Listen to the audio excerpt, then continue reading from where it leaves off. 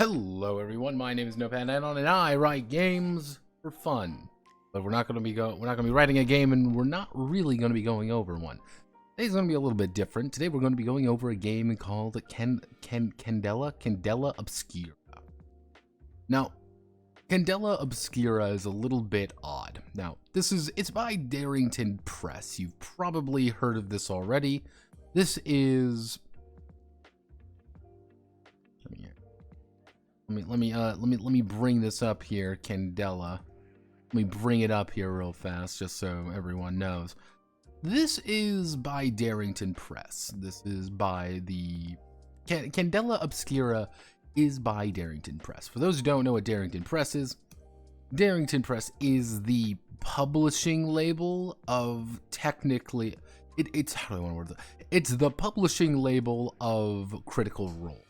You've probably heard of Critical Role. I would be amazed if you've never heard of them at this point. Oh crap, had you muted? No worries. But Darrington Press is the publishing label of Critical Role. You've probably heard of Critical Role before. They're a little tiny company that, you know, they kind of exist. They only make a couple, you know, hundreds of thousands of dollars streaming. They're one of probably the largest streamers really out there right now, and they play D&D primarily. I say primarily, they don't really play anything else. You know, you may have seen something along the idea of Tal'Darai. This is their first thing, you could say. Tal'Darai is Critical Role's main setting. Now, there's currently been 3 seasons of Critical Role. The first season is what people normally remember, and that actually got animated fully. There is the second season, which nobody really remembers as much. They only remember certain characters of that. And then there's also the third season, which is going on currently, and I've heard nobody talk about it. This is one of those things, but Critical Role has done quite a few other games over time. As you can kind of even see here in their products tab, as well as their shop. Have no fear, we can definitely go through their Darrington Press Guild stores, each of the Critical Role online shops, many friendly local game stores, and of course you can buy everything on Roll20 and TTRPG. They've kind of got quite a few different games that they've been working on more than anything. See, let's see, we've got if we just go through some of the games, some of the things that they've kind of gone over. A one-page RPG for familiars on a mission. This is technically something they created by Marisha Ray. She's one of the cast members on that. You kind of see that right down there. Candalabra Obscura, which we're going to be going over today. Daggerheart is going to be their brand new thing. They're going to be previewed at Gen Con 2023, which is going to be here relatively soon. And Daggerheart is supposedly going to be their new thing. This was announced kind of right after you were a little bit quiet here. Let me, there we go. They got capitalist spirit in them. Yeah, exactly. Now, Daggerheart is good. This kind of emerged right after the entire OGL crisis. We got a manly co-host. Of course, we need our daring investigator himself. Manly. Now, the odd thing here with Daggerheart is we don't really know anything about it. Time to use the most consistent form of cryptocurrency IO, and hell yeah. But of course, we've got our daring investigator here. No one really knows what's going on with Daggerheart. All we know is that it's there, it exists, it's coming to a land near you. For long-term play and rich character progression, a fresh take on fantasy RPGs. We don't know anything else about this. We have no idea. This is Guardians of... They've done a few of these like board games. Haven't really heard of anyone talk about any of the board games, really. This one isn't quite out yet. Nobody's really talked about this one at all. Tal'Darai is weird. Like, as a setting. Because it's a very strange setting. Because they give you the book after the show. And it's like all like the main threats have actually been defeated. And it's pretty much just a 5e source book. You can actually buy the original campaign setting from them directly. And it's just for 5e. That's really all it is. So kind of see all this as Tal'Darai, an unbeatable creative team. Lead designers are Critical Role Game Master and Chief Creative Officer, yes, CCO Matt Mercer. Explorer guy. There's a couple of these here. You can see things like here, Wizards of the Coast design coach. Quite a few different people here. This is $50, mind you, for the privilege of playing through Critical Role setting. I have heard people talk about Till the Last Grasp, but don't really know what else is there. It's like a board game, but they claim it's an RPG. This one apparently isn't great. I've not heard really anything like, this is super cool. Not really.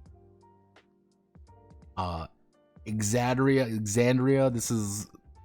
effectively the Vox Machina. That was the first campaign's like art book. Look, yes, they have 2 art books effectively for the first campaign, because that shit is what makes money. Now, Candela Obscura is a little bit odd, because what they're doing here is, this is their new thing. And this is using something called the Illuminated, let me see, it's called the... Illuminated Worlds. This is the system that it's using. It's called Illuminated Worlds. It's a D6 universal system. Yes, brand new. Completely unique. This is actually from a Polygon article. You kind of see here, Illuminated Worlds is their big thing. Now, the interesting thing here, Illuminated Worlds is actually created by 2 main people. Now, Strass, or Strace, or whatever you want to do it right here, is actually, if you go from TTRPG, this is a guy named, he goes by T-Vampire. This is Strassa. We talked about him a little bit last time. His main thing is off-guard games.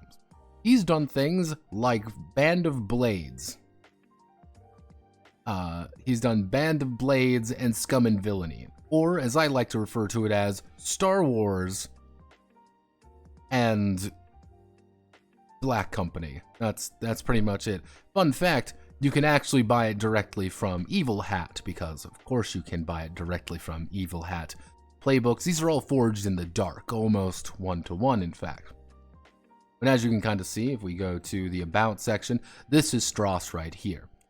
For some reason, John LaBouffe here is not actually... he's not apparently in there. He's not working on Illuminated Worlds at all. He hasn't posted really anything in a while. Apparently he's on Mastodon. Let's see, is he on Mastodon? Like Dice.camp. He's right here on Dicecamp. This is him. Hasn't posted jack shit, apparently. Yeah, he hasn't really posted anything on. Yay, Mastodon. But yeah, this is one of the lead designers here. Favorite foods are, yeah, Sauce's favorite foods are PBTA and Forge in the Dark games. Yeah, and you may be wondering, okay, what's their other games? A one-page PBTA game and a budget OSR Forged in the Dark game. They haven't really done much else. So I'm like, okay, not exactly the largest amount of things, but who is this Layla Adelman? Now, Layla is a little bit more fascinating. They don't exist. When Kickstarted my game, I'm going to do 15 different names and have 20 titles.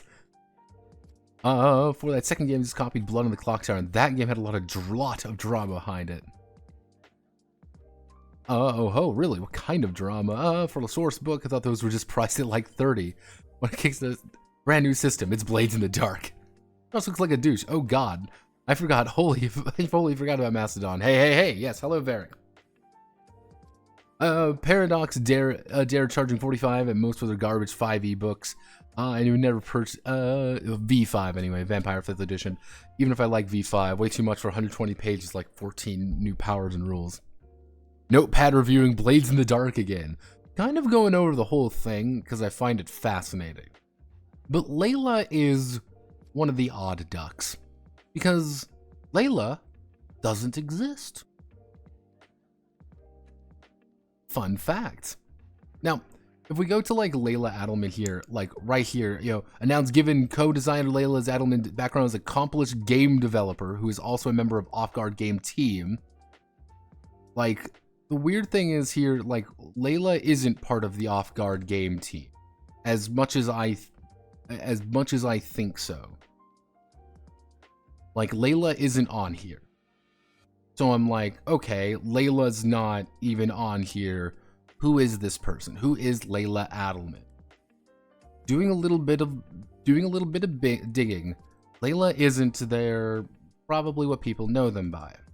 Originally, back in 2019 and 2021, when they were on the ENnies, yes, they were actually ENnies judges. They actually went by Benjamin Adelman. Kind of see here, this is Benjamin Adelman. This isn't Benjamin Adelman. They actually went by this. Now, I'm not saying this is just something you got to know. Spotlight winners, you kind of see that right away. This is just who they are. This is Ben. And they're now Layla. Now, interesting to note here. Their main thing is, let me see, it's penguin, yeah, like I gotta find a stupid, not penguin memory, god damn it, let me bring up, Wuso, Wuso, let me see their exact, I need to find you exactly, Pandatheist, there we go, Pandatheist, not Pengutheist. Now, they go by Pandatheist. This is who they are. Kind of see here, they do the Bone Box chant. This is their thing, and I went digging. What has Pandatheist done? I don't know. This isn't them, by the way. At least I don't think so. They are completely off of Twitter. The only thing you can really find is them mentioning it. They're actually on primarily, they have a Twitch, but they don't. This is the same person, I do know, because they use the same avatar. They are on, let me see if I can remember where to fucking find it, because they are on Mastodon as well. This is Pandatheist, right here. A designer, game reviewer, once a year blogger, she, her. I do not know what they have worked on. I have not been able to find anything of what they've worked on. I've been trying my best. And I was like, okay, maybe it's here. No, this isn't it at all. I tried to find things of what Pandatheist has done. Now, I'm not saying like, hey, you're lying about this. I just don't know what they've done. The only thing that I've been able to find what Pandatheist has done is the NSR. Now, you might know a little bit about NSR, or the New School Revolution, right here. Now, the New School Revolution is a little bit funny. NSR unironically. Stretch. Okay, we got to stretch. 3, 2, 1. Ah, right there. Oof. Oh, that's great. Isn't Blazing the Dark just adult PBTA? But now with flashbacks, TM. Imagine if Evil Hat would actually send Darrington Press to court. Evil Hat doesn't hit. The weird thing when it comes to Blaze is that they do not own it. They don't own it technically. The other guy owns, the guy who wrote Blaze in the Dark owns it. They just own distribution. Joe reskin of TTRPG nerf meme, NSR unironically.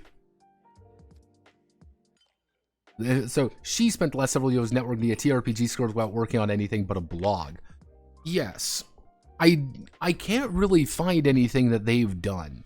Their big thing though is the new school revolution. They're the ones who you could say kickstarted this immediately. They're the ones who kind of started it. Otherwise known as, they are fundamental to the Sword Dream revolution. Yes. Do you remember Sword Dream, everyone? Yes, Sword Dream, the leftist OSR. For those who don't know what Sword Dream is, Sword Dream is, they stand against hate and prejudice in all its form, work to be radically inclusive, encourages use of sensitive tools in communication and consent, opposes harassment and strives for non-toxic discourse, values creators and their work, values DIY approach to creation, and values experimentation, isn't defined by interested in anti-canons, emergent story, generative world, kit bashing, non-violent play options, and more, and there is no one Dream. That's where things get a little bit odd. Dream is an offshoot of the OSR, but in more than that. Sword Dream was, for lack of a better word, a fucking disaster piece. No one really jumped on it, and no one was super big onto it. Even down things like this, perhaps the most interesting new product now it's given co-designer Layla Adelman's background as an accomplished game developer, who is also a member of the Off Guard Games team, which has produced titles. For some reason, they don't mention the main person behind it. They don't mention it. They mention Layla Adelman, but Layla isn't part of this. This article is actually completely wrong. Unless they're just failing to cite this correctly. It's Strauss is the one behind it. But, I don't really know. Unless John here is Layla, but that doesn't make sense. Or Pantheist. I don't know. This is where things start getting weird. I don't know anything about what they've done. If you can find something by Pantheist, you can find anything, tell me. I'm curious.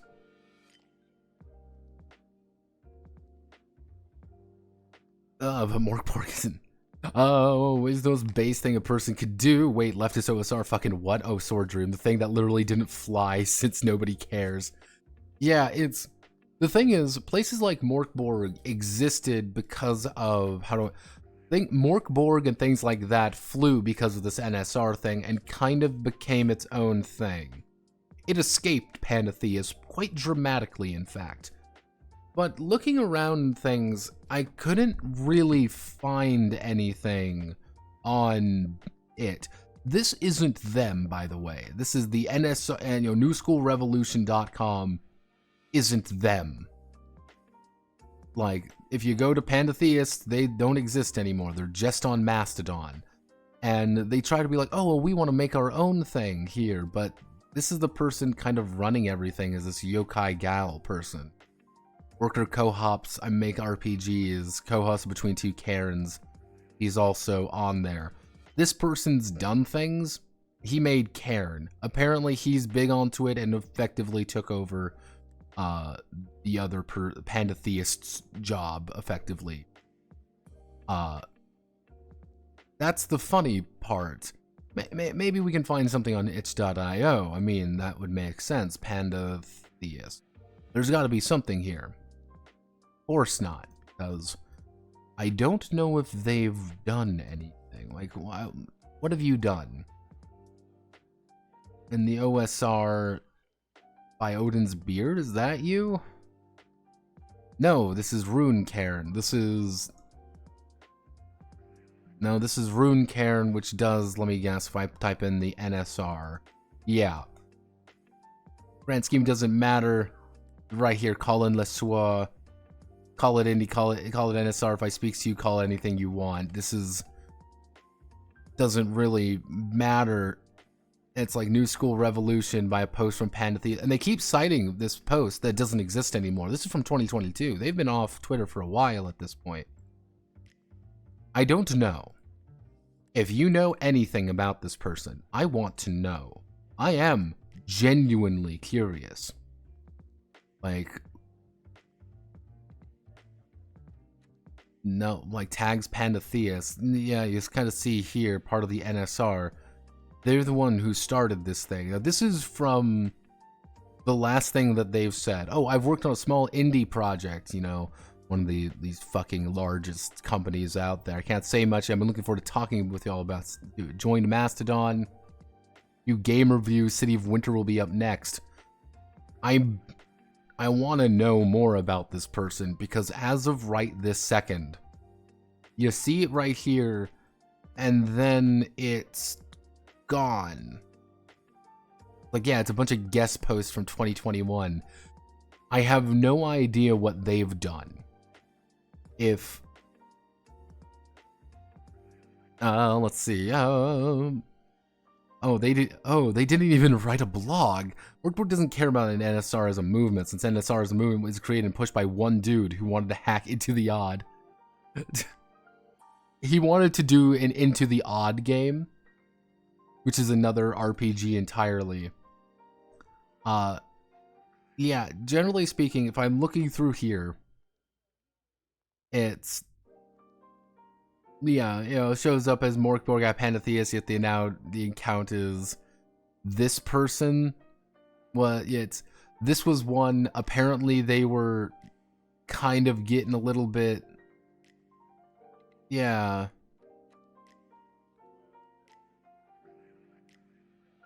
You kind of see that, like, right there, like, Pandatheist was apparently there, but isn't now. This is a completely different person. But we do know for a fact they are connected to Jelly Muppet in some way.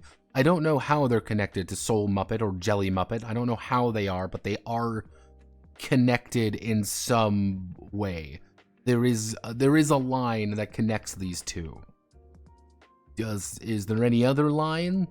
No. We just know for a fact that this person, which we've talked about Soul Muppet before, we've talked about this man before, generally speaking, because they did something, I think they worked on something, and they've done Best Left Buried and Orbital Blues.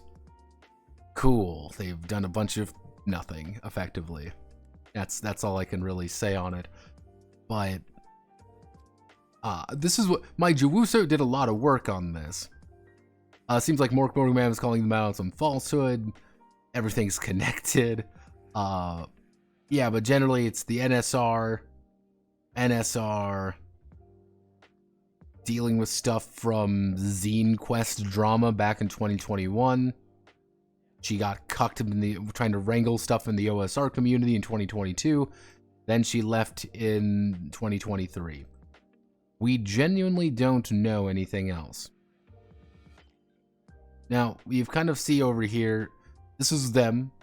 Hi, I'm Ben Adelman. This is Layla. Mention we only consider product nomination. One of the products submitted last year and hope, despite some of the large publishers not submitting, it's represented the best with many different worlds and wonderful communities creating RPGs are up to. It's a golden age of RPGs. Maybe I can find something on EN World. Let's see. This was during like a weird point because like only very few people submitted things to this, and it was just like, can we really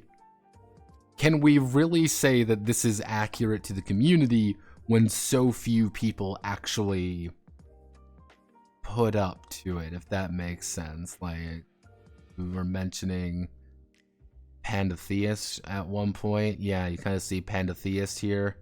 They were mentioned for a second. Right there, deleted by all. They purged everything. EN World. Okay, they're on EN World. This is Pantheist, and they've done nomination stuff. That's all I know. I'm grasping at straws here. Let me think. They're not on itch. The thing is, they're not even mentioned on here, which we're going to go over here. Technically, the people who wrote Candalabra, Candela Obscura, are Rowan Hall and Spencer Stark. We know Spencer before. We've talked about Spencer. Spencer did Alice is Missing. Hi, Spencer. Rowan Hall has done nothing else. If I kind of like, maybe if we do like Rowan Hall RPG, let's see, you pop up at all. And this is Rowan Hall. Candela Obscura for Critical Role, Mythology Podcaster, Willing and Fable, like Blades into investing crews are forced to reckon with the consequences of each other's actions. Yeah, this is one of the people there. It's like, okay, you've done nothing. This guy's done barely anything, but I can give you a hint. These two, Spencer actually works for Darrington Press directly. That is a known fact. Let's see. Apparently this is version of true crime. Apparently this is my version of listening to true crime documentaries. What does this mean? It feels like the start of a CIS show. Oh shit! I tried to contact them. On other game. Hey Notepad, how you doing? I'm doing all right. We're this to kind of give you an idea with Candela Obscura, and in turn the illuminated worlds.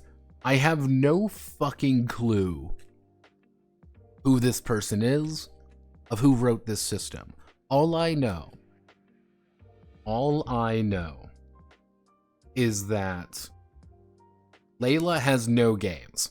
We have no idea what Layla has done outside of run for be an Ennie's judge, which doesn't really mean much really anymore, and attempt to wrangle the OSR into the NSR and fail miserably. So that's really all I can do there. Strauss, I at least give Strauss credit for playing that game of being the exact same shit as last time, pretty much. Like, Illuminated World Designer is actually listed. Apparently the guy that hacked Forge in the Dark. That's Strauss. You're talking about, Strauss. That's Strauss, I can't pronounce his last name. This is T-Vampire. He's the head of Off Guard Games. He's done Band of Blades and Scum and Villainy. That's all he's done. He's a Forge in the Dark hacker. There's the other one, which is Layla, which is Pantheist, which is the Bonebox Chant. That's who we're kind of working with here. Oh, have no fear. They're on Dice Camp as well. Oh boy. Cuckoo choo-choo. I love it. I should join Mastodon, but I know I'll be immediately shot. But yeah, that's where things get a little bit weird. So, we're going to open up, and we're going to read Candela Obscura. We're going to read it together. We're going to have some fun. We're all in this together. Don't you know it's going to be fun? And get ready for fun. So this is the field guide. This is one page, by the way.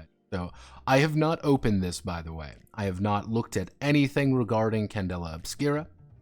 All I have done is pretty much open this up and know vaguely what it is. I have not watched the show yet. I have not watched anything related to the Candela Obscura existence. Mostly because I was too busy trying to find Layla's home address. Let's call a spade a spade. No, this is our definitely not playbooks. Definitely not playbooks. Our various keys. And this is our this is our quick start. All 27 pages.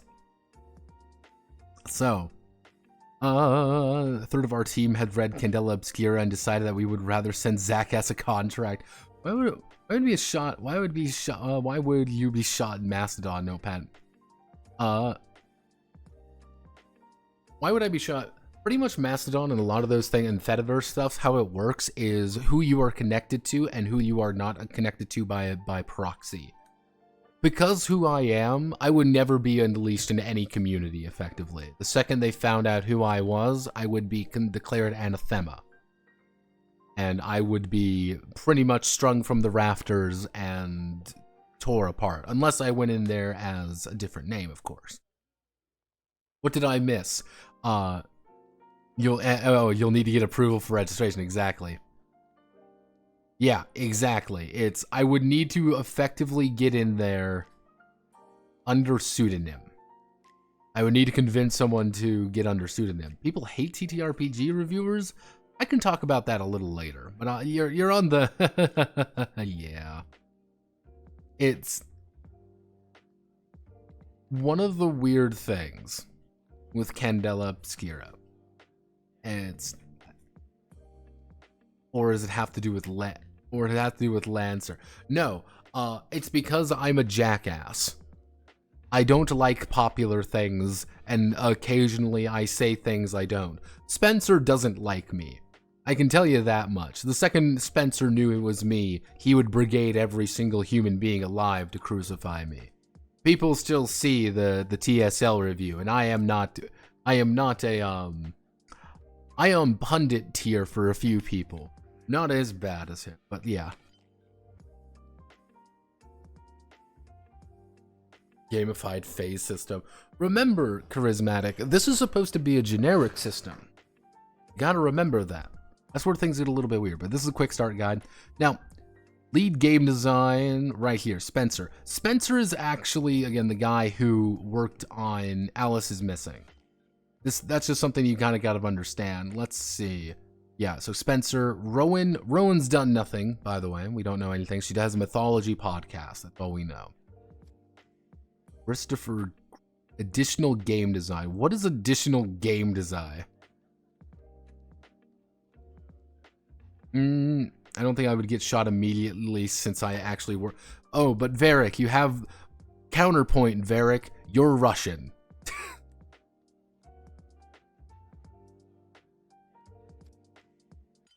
Hey, I just got it. Did I miss anything stupid? No, just me going through the who the fuck is Layla?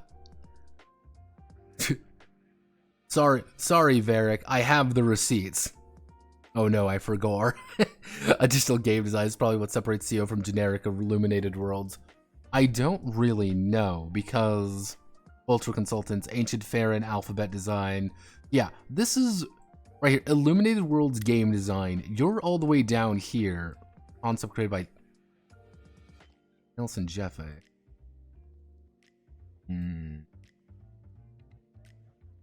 So wait a second. You're a little bit more important than you let on. Who are you? Yeah, original concept by this person. But then additional writing. Who is the other one? Chris Lockey. Never heard. Is Chris mentioned at all in here? No, Chris isn't mentioned here. Let's. He is one of the. Oh, he's that guy. The guy with the stupid hair. Yeah,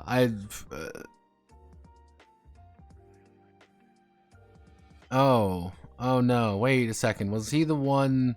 No, he wasn't the one who wanted to beat his wife. No, that's the other one. No, okay. It shows Lightkeeper with their mission each episode. So he's like the GM. So this is his thing.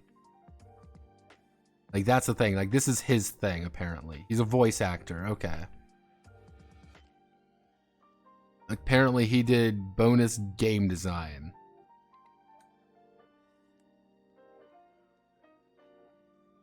Okay.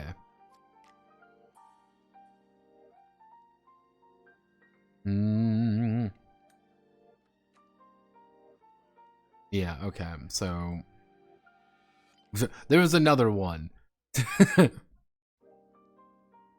Means lore? I have no idea. That's the funny thing. Who the fuck is Chris Lockey? Let's Google who's Chris Lockey?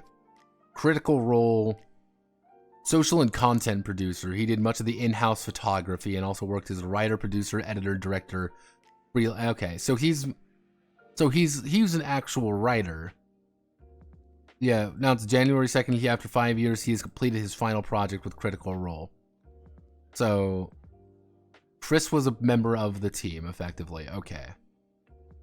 Production, managing Andrew Matthew Key. Tracy Harrison. Who is Tracy Harrison?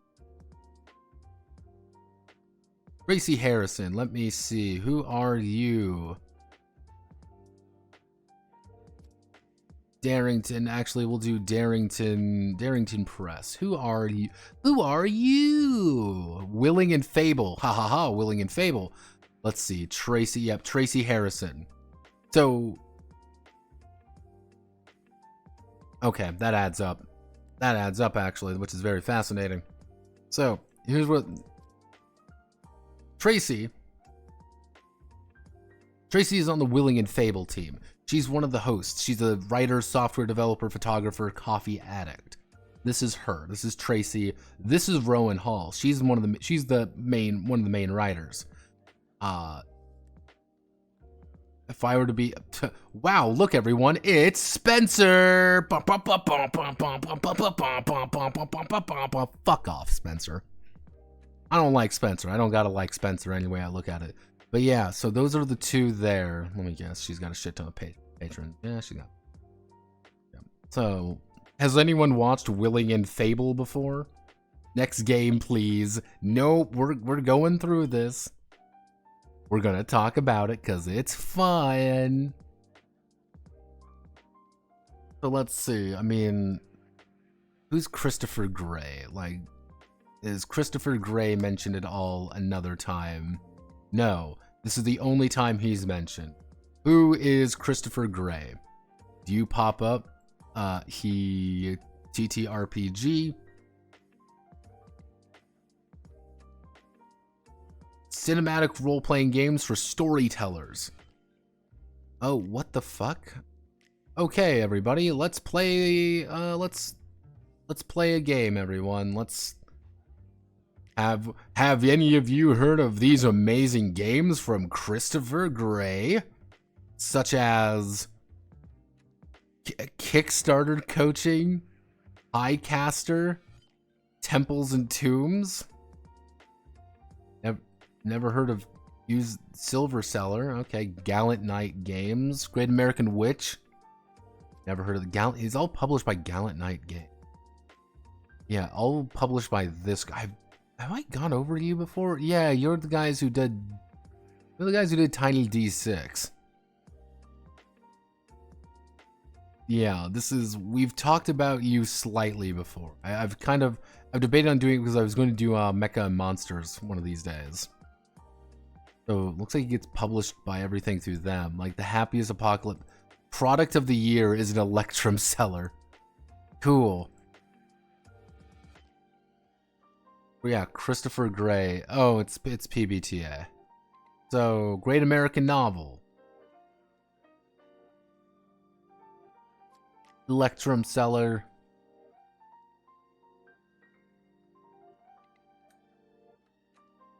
Where's the book? It's 12 pages. Yep, he does PBTA things. What's the exclusive content? Oh boy. Oh boy. So, we've got a good... I believe we've got a good collection of people here. You can really tell by the amount of work we've done on this. Of the man who's written exclusive... Pretty much his biggest accomplishment is writing narrative games and a game about talking to people on your phone that isn't a game. And a woman who runs a mythology podcast. Let's see. So... let's get into it. Cool. Let's getting started from our descent. Yes. So,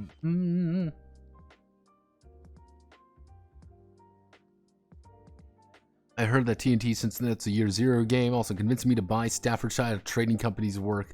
Honestly, some of the best freaking references from medieval and similar stuff, and more proper boats than anything I currently have. So let's see. Occult investigators who hunt down dangerous supernatural forces. New fair, public built upon an ancient fallen civilization, remnants of powerful magics. Like knowledge, organizational truth of the fairylands. Oh no. Totter grass, even delving into the writhing underground ruins of Old Fair. Sense of horrors and adventure. Terror should come as no surprise. Oh no. Okay, no, they want you to go get the safety toolkit. Come on, give me what I want. Does it have it? Does it have it? Yes, everybody. Yes. Hell yeah, everybody. This is great fucking news. Great news, everybody. Darrington Press officially supports the end card. Get your end cards, everybody.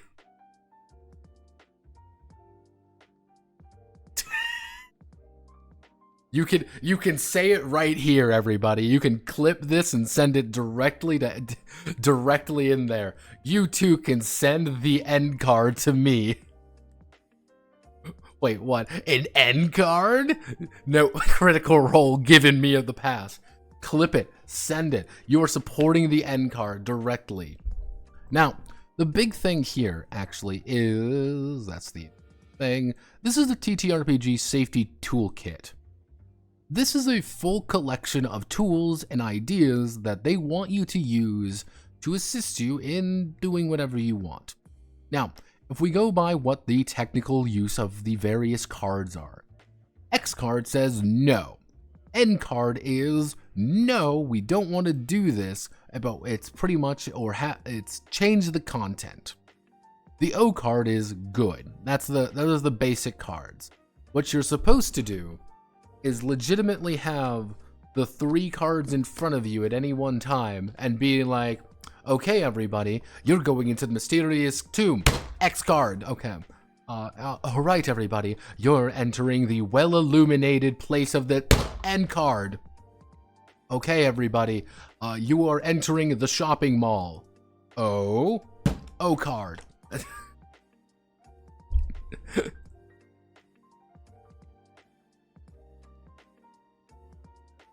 I mean, it's very brave of personally, I think it's very brave of Darrington Press to give everybody the end card.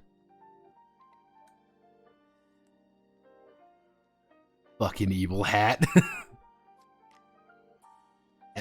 Wait, and Notepad is a homosexual. Have no fear, Ironside.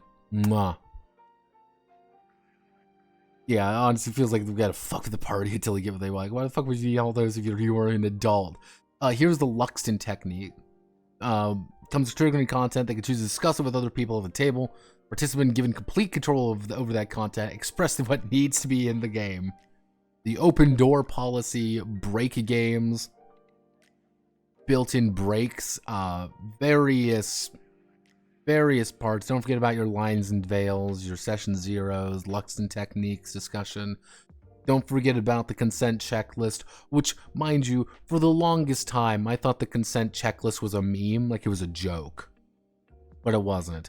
Don't forget about bleed, don't forget about various aftercare techniques, debriefing, or stars and wishes. Go around everyone, state a star and wish. Started really enjoyed and loving the game. Wishes are things participants would like to see in future sessions. Don't forget about that, especially audience bleed and decompression. Our Mr. Brain Damage himself, have no fear. Monty Cook, John's Kira Mirian, who created the N card. Ah, yes. Misty Vanderd gave us all the X card, everybody, the N card. Yeah, and they have. You want to have everything here. These are all about the various panels.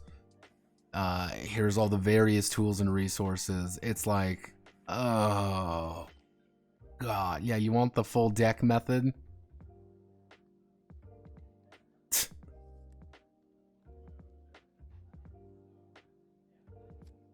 I love it. I love it. I love tabletop games. They're the best. So, Very important we have that.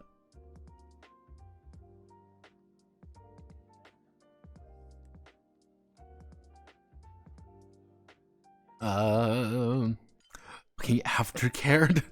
Honestly, this feels like a, let's see. Everyone is supposed to be mature, but ultimately no one is. We would only have an end card and no one would use it. It's official terminology. God, do they want to play to wipe each other asses or some shit? Fucking aftercare. We have some bed fun now. What? Frankly, being around counselors for the longest time, this sounds like a prescribed counselor BS used for little kids. So I sent a paper about my safety toolkit based through cringe. When you go around the table, give players with the MVP with bonus fractional XP. Everyone's into it because its mechanical advantage highlights the best boy. Every time you draw the best hand in poker, the GM is obligated to let you win. Not quite like that, but it's like literally you're using a deck of cards instead of things where you're like tapping, like, oh, tap a heart, tap this, tap that. How to use these guidelines. Okay. The rules. Resembles your own. There is a barrier known as the flare. It's a flare. Place where the flare is weakened, referred to as the thinnings. Thinnings? These thinnings. The metaphysical energy known as magic with a K, everybody. We've got magic with a K. We know we're into some Kino. Create, explain real magic. Oh, God. Oh, Lord Almighty. Oh, I love it. Oof.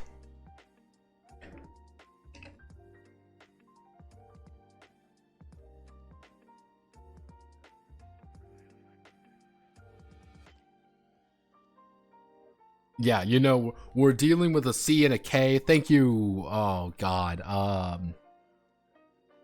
TD's Idea Machines. Thank you, TD Idea Machines, for following. I'm going to try. Probably not. You're going to say it's like, oh, it's pronounced Ted. Like, no. Not magic. Not magic. But yeah, it's both. It's great. Fuse with mundane objects, permanently altering them. If a thinning is opened wide enough, is gaping, you could say.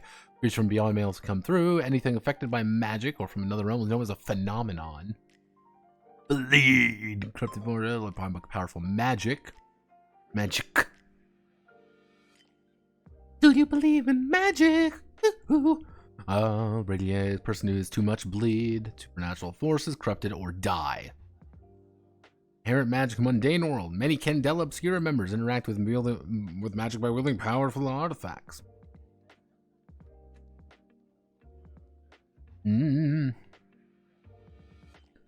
Okay, so investigators of supernatural phenomenon. Organization has a hierarchy that includes a council of light keepers.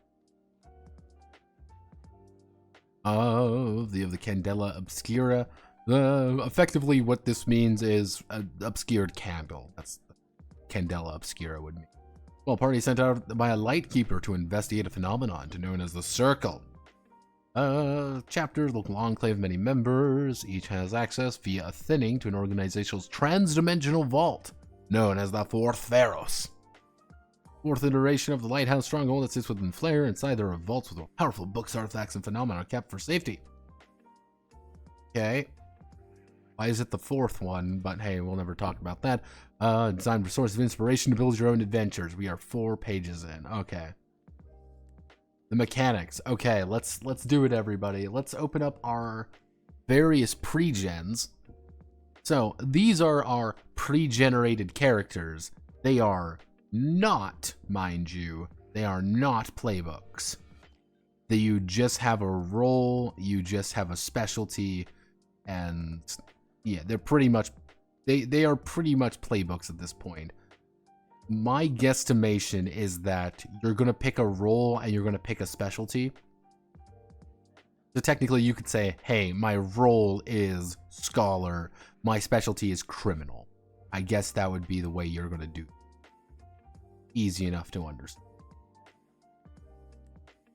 Okay, so preparation. Alongside quickstart, 9 6-sided dice. 3 of these dice should be separate, distinct color, referred as the gilded die. Here she is, team as a whole, field guide. So this is the circles right here. Dice mechanics, dice pool. Of course. One of the questions whether something happens using it and take the highest result. Have you ever played Blades in the Dark? 1 to 3 is a failure. 4 to 5 is a mixed success. 6 is a full success. Multiple 6s is critical success. Good job, team. You did it.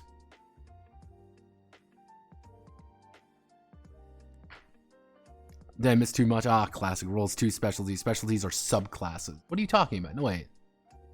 You're fucking with me. Oh, God. See, again, that would be my guess, is that, like, your role is, like, your overclass and a specialty within inside of it. So you could be like, oh, I'm a face professor.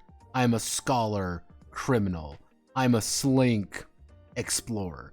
That would be my guess behind it. If that's not the case, that's going to be a little bit funny. Because I mentioned people were talking about that. I'm like, okay, maybe it's just the quick start. But not spend drive to add dice. Okay, so we have a meta currency already. Or meta currency. We've got a meta currency. Ooh, we've got meta currency for everything, don't we? That's interesting. Alright, so let's see. You can still attempt the action. Take the lower result. Note that you can't get critical success in this kind of roll.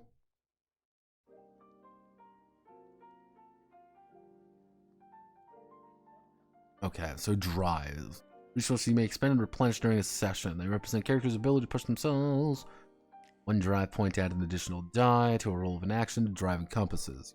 Spend many drive points per roll as you have available.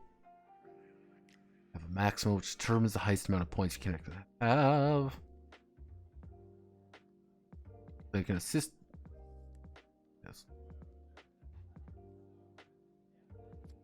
Okay, so each of the different characters actually have different amounts. So this guy would have, the muscle has 6 nerve drive. The cunning he has 3 nerve drive. But if we go to the face, he's got 3 nerve, 3 cunning, 3 intuition drive. Okay, so that's a little bit odd. Okay,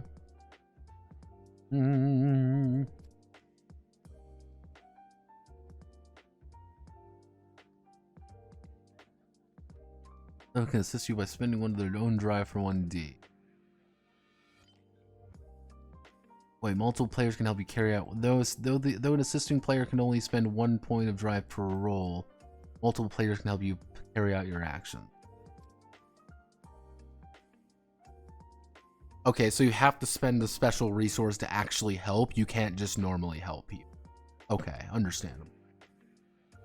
The ends have started either shooting guns or shooting firework. So SCP Foundation, part Call of Cthulhu, part Vampire the Masquerade, part Monster of the Week, part Fate Core. It's Blades in the Dark mostly. TD. Mostly Blades in the Dark. It's part of LaFunny Reddit. Oh, nope, you will see it below. That's meta currency, yeah. Don't delete extra drive for playbook unless you go into overdrive. It's time to trigger my overdrive. See, it's funny if you just like slap a guitar riff. So gilded action. So I filled die on the left of the action. You will always replace standard die with gilded die. This result, you cover 1. Wait. You'll always replace a standard die with a gilded die when rolling. If you choose the result of that die, you recover 1 point of drive associated with the action. Represent character ability to recoup themselves on limits. Goal recovering a drive point if the result is lower than the standard die in your dice pool. Okay. They choose to spend nerve drive to add an additional die to the roll. They know 3 die, 1 of which is gilded. 2 standard die, roll 5 and a 6. Could take a full success, but instead they choose to replenish 1 of their nerve and take the mixed success and the gilded die instead. Oh, fuck me. Okay, this is weird. I'm gonna tell you why this is weird. I'm gonna turn my light on real fast, just so I can see.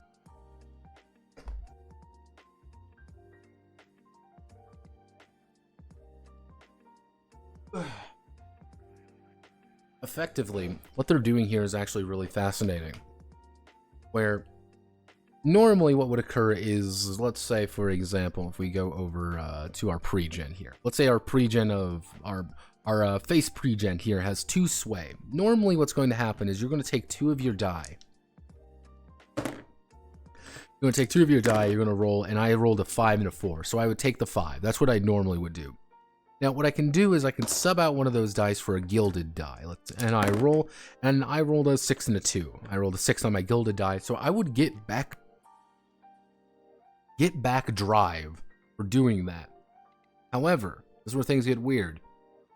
You can spend drive with the gilded die and then roll and then use the gilded die to just get it back. That's really odd. That's kind of a weird way. Now, I can tell you why that's the case. Hey, Notepad. Guess what every time? It's time for an ad. Ha ha ha. Kind of surprising. Gilded actions are for recovering drive. Yeah, you get drive back if you pick the gilded die. Exactly. That's just such an odd thing to put that in there, but I know why they put it in there. That's the thing. The reason is because you now have drama on it.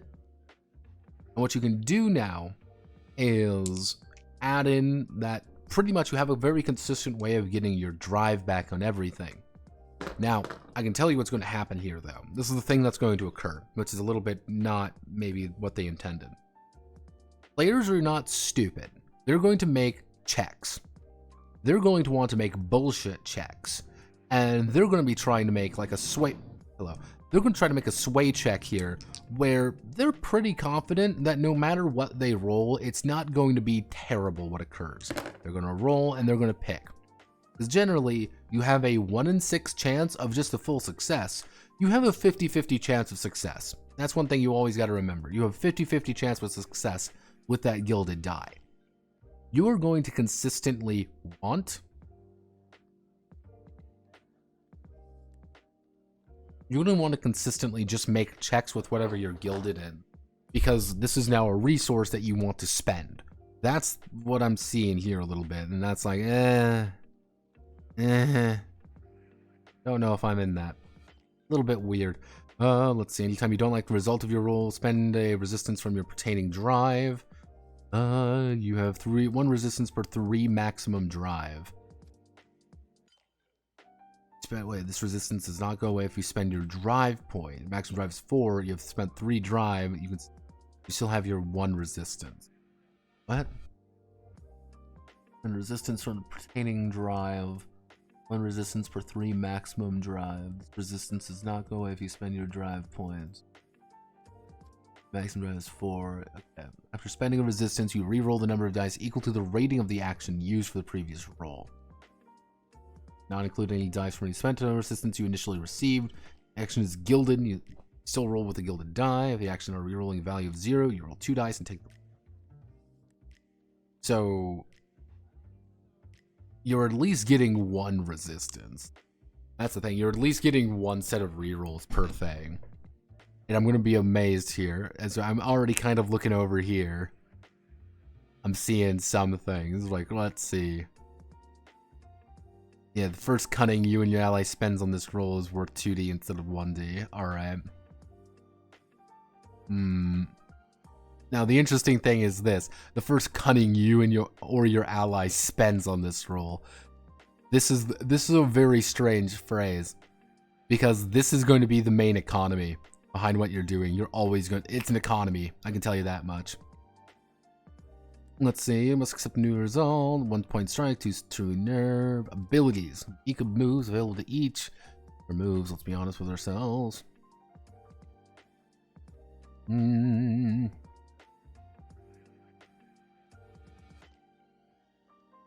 Yeah, pretty much it seems like the intentional thing. Nope, some characters have 0 resistance on stats.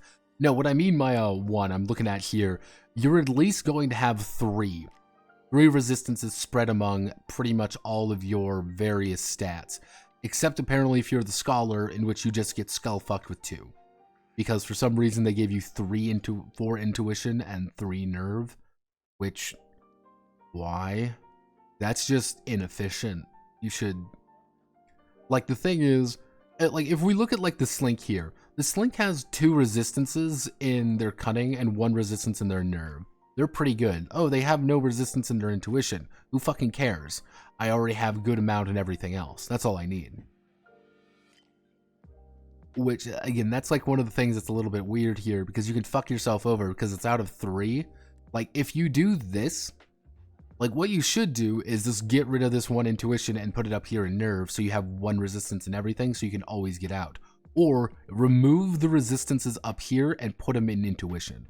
That's what I would do, because you're fucked any way you look up here. You're gonna be rolling 1 die.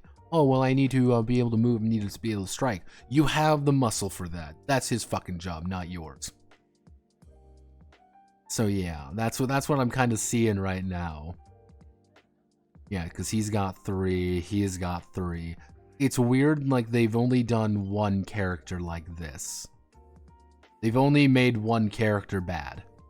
That's the Scholar. Unless there is a bit here that I'm missing. Kind of odd. I don't know if I like that. So 2 drive. Yeah, like...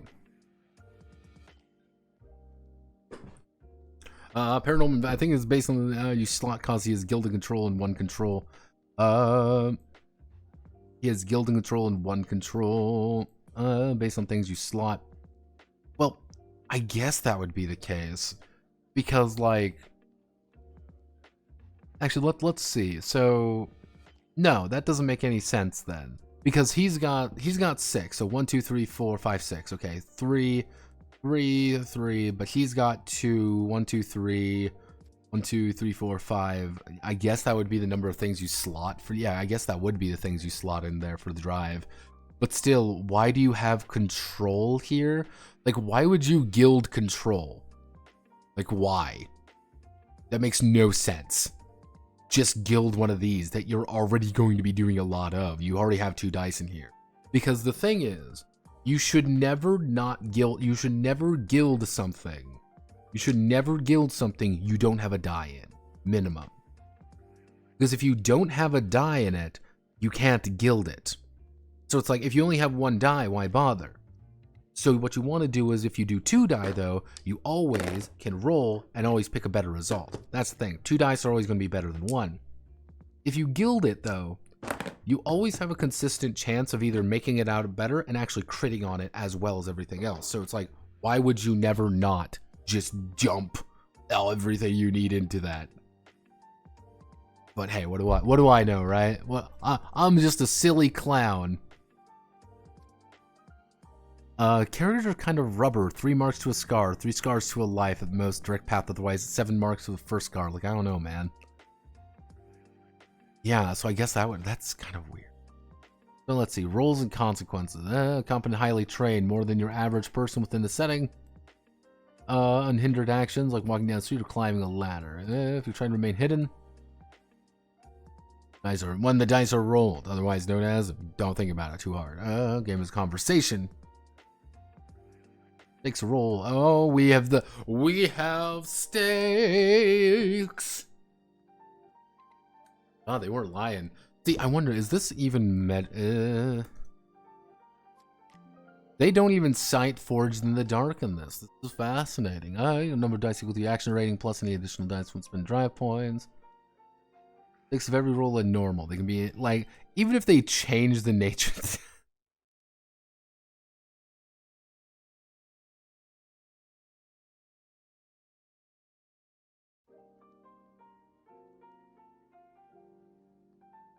like... Let's see, the GMA results takes the situation or raise stakes of... Yeah, like, consequence of low stakes won't put you in any immediate peril, where consequence of high will almost taking damage, finding yourself in a very difficult position. Candela Obscura favors investigation over violent confrontation. There better be a good fucking way of fighting enemies. And tell me about investigation first. Don't tell me about fighting. Let's say if you will fight many monsters. I hope you will fight many. Combat is not the focus. Though you will fight many monsters, you will fight many. There's not the focus. And don't make it the fucking focus then. Like in any other portion adventure, phase GM will make moves based on player role. Building a character. So 5 roles. Do we have any of the weird? No. Actually, do we? Muscle, weird. We do have a weird right here. So the weird is just better in what, like... Wait a second. No, that doesn't make any sense anymore. It can't be what the number of things you've invested in. Look, you've got two dots right here. Like, you've got 2 dots right here, and you don't have anything up here. So that doesn't make any sense. So that's not correct. Or they're just lying to you? That could be the case. They could just be lying to you.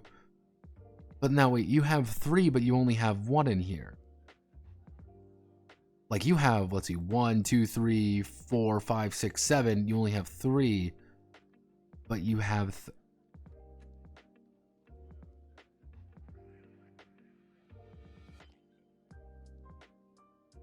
give me 1 second. I just need to properly express what give me 1 second.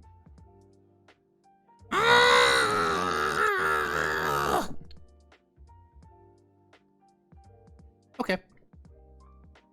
The buffoon is flummoxed. The absolute buffoon. Tanlin's razor. So, okay, building a character. So, you are not fucking with me either. It is 2. Oh, why? No. See, here's the thing. You could actually make this kind of interesting if you were to do, like, you choose a role and then you choose, like, a specialty. Doesn't matter what you pick. So it's like, yeah, I want to play a slink, but I'm a professor. I am a slimy little scout professor. I'm like an archaeologist guy. I get into places where I really shouldn't. I get into places and I'm just like, hey man, don't worry about me. I'm with you. You're with me. I'm fine. You're fine. We're all okay. Or hey, I want to play a face who is an occultist. Well, hello there. I'm a dandy. Yeah, I deal with them supernatural beings, if you catch my drift. Them demons got nothing on these muscles. Have no fear, everybody. Alright, cool. I'm in. But they didn't do that? That's kind of...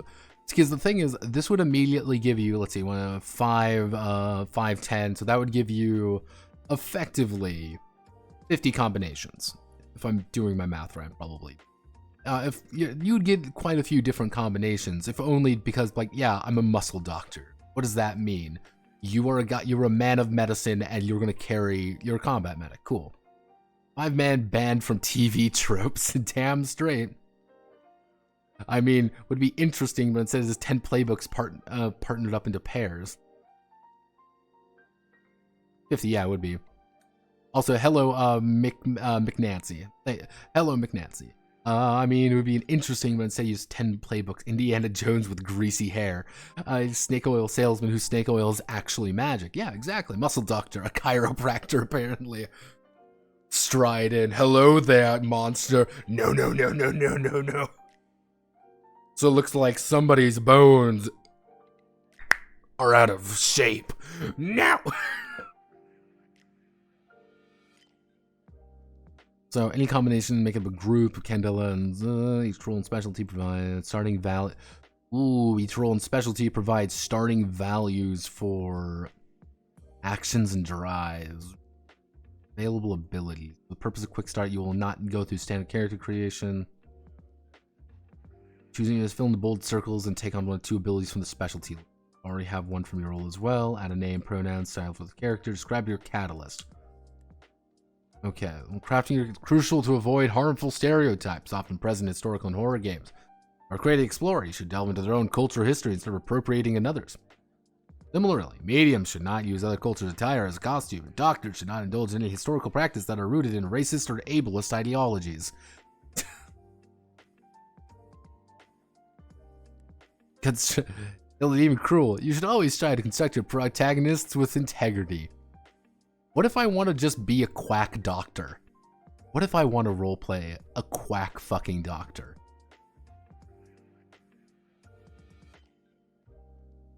What the fuck is the doctors? Well, the thing is, what I think they're trying to avoid is like, have no fear. Let me take your skull measurements real fast. That's what I need to take your skull measurements real fast. Like, don't be racist. Fuck. I'm like, damn. Okay. Like, shoot. Thanks, book. Damn. Yeah, it's like it's things like that. It's like, how do I want to word this? Saying shit like this is fine. It's okay to be like, hey, don't be weird about it. But this is the most important thing among any of these kind of things. Don't be weird about it. And people will not be weird about it. But if you point it out, suddenly people are going to want to Google it and figure out how I can be more racist. Like, if you say you're playing a doctor and, you know, we are in 20th century, you know, fantasy land, effectively, you are a doctor. I mean, like, cool, I'm a doctor. What do you do? I do doctor things. Cool, fine. When I first heard of Candalabra Obscura, I was thinking he was going to use, like, actual candles, like 10 candles. No, unfortunately, I kept pronouncing it Candelabra, even though it's Candela Obscura, because I'm me. So connections gear, so, like, let's actually take a look at some of these. Like, so Slink. Observe a location, you can spend one cunning, spend a meta resource. Street smarts. So you're gonna have 3 things. Ooh, you only have 3 of these. Keep an eye on it. So whenever you make a survey roll, you may spend any drive instead of using intuition. Successful read roll. This, I mean, wait a second. Like, let's see.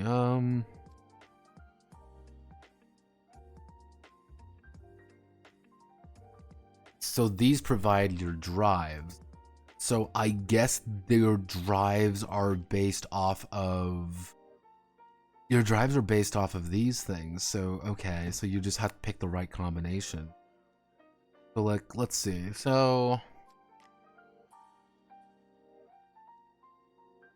This will read roll. You can ask GM what your target truly wants. Add your current cutting resistance. On a sway roll, making using this information, also add your... Well read. If you fail a roll, earn back any intuition you used. Oh. Steel mind. Mind of steel ending. You may instead spend 2 into intuition. Oh. Chemical concoction. Jesse, we need to cook.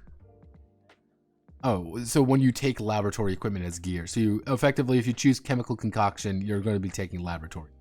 Fun fact, that's just what you're going to. Face, I know a guy. Temporary contact.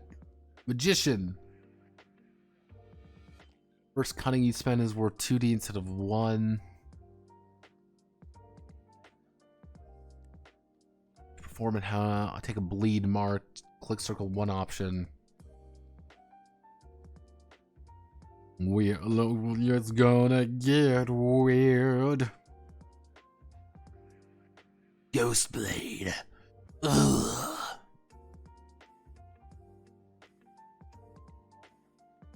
Well, since understanding more about the phenomenon you encounter, you add a number of dice equals your current intuition.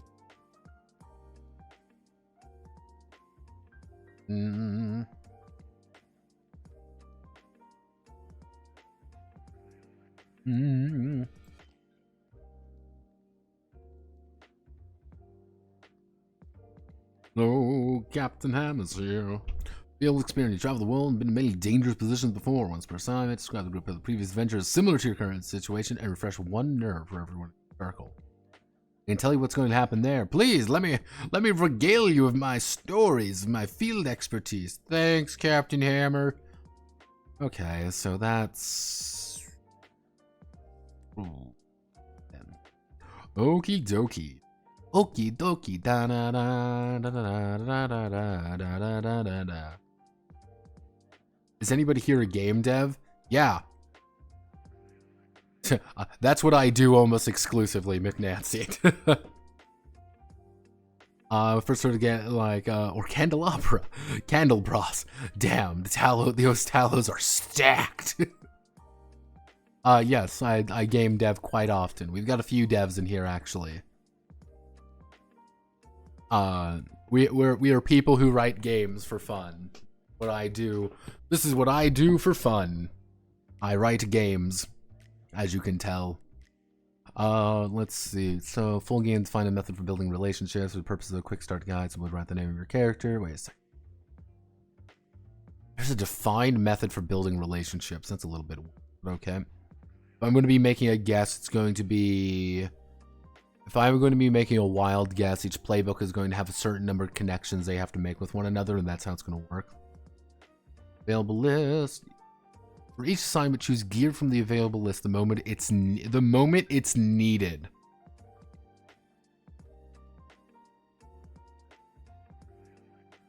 Oh, well, you don't have flashbacks, but you can just. You don't have flashbacks, but you can use the psychic powers to summon objects from the ethereal realm. Have no fear, everybody. Using marks. Body, brain, bleed. If you should ever need to take a mark in camp because the track is full, erase all the marks in the track, become incapacitated in the scene, immediately take a scar. So you can effectively take 3 damage. You take 3 damage, you get a scar. You get too many scars, you are skullfucked. Body might be limp or a missing eye. Brain, you become withdrawn or reckless. Bleed, perhaps you're always dripping with black ink or you're growing with small luminous tendrils on where you once had hair. Point from an action of your and at a point a different action to reflect how your character is.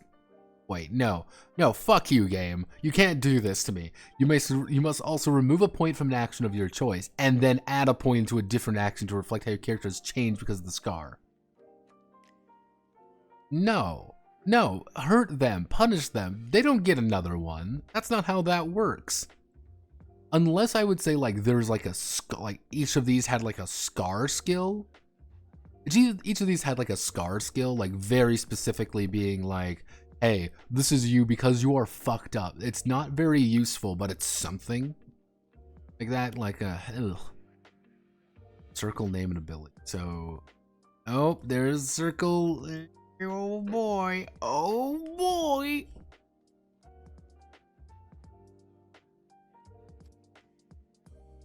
One of their illumination key. How many players fill at least one of their illumination? Oh, put on the bottom. Character sheet, roleplay that specialty.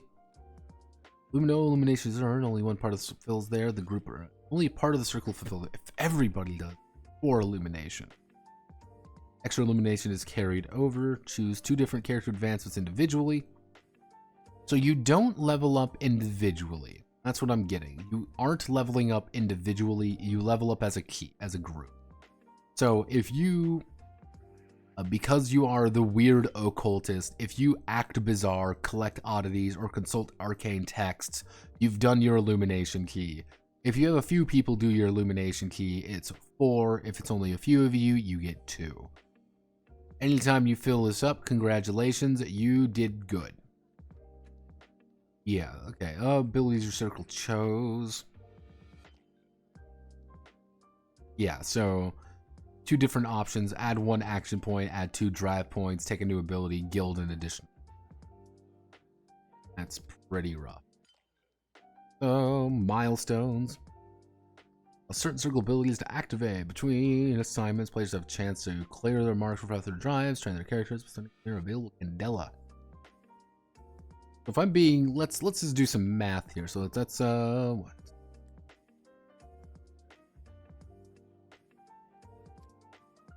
14, 21, 20, let's see, 20, that'd be 21, 7, 14, 21, 22, 23, 24, so 25.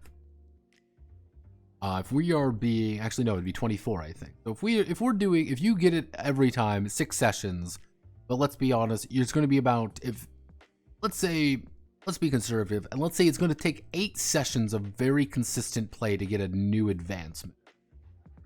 Like, 8 sessions of consistent play, and I divided it by 3. You're gonna get some that are 4. You're gonna get some that are 2. You're gonna get some that are 3. You're gonna get some that are 2. You're gonna get some that are 4. Dope me too. Punish me mechanics.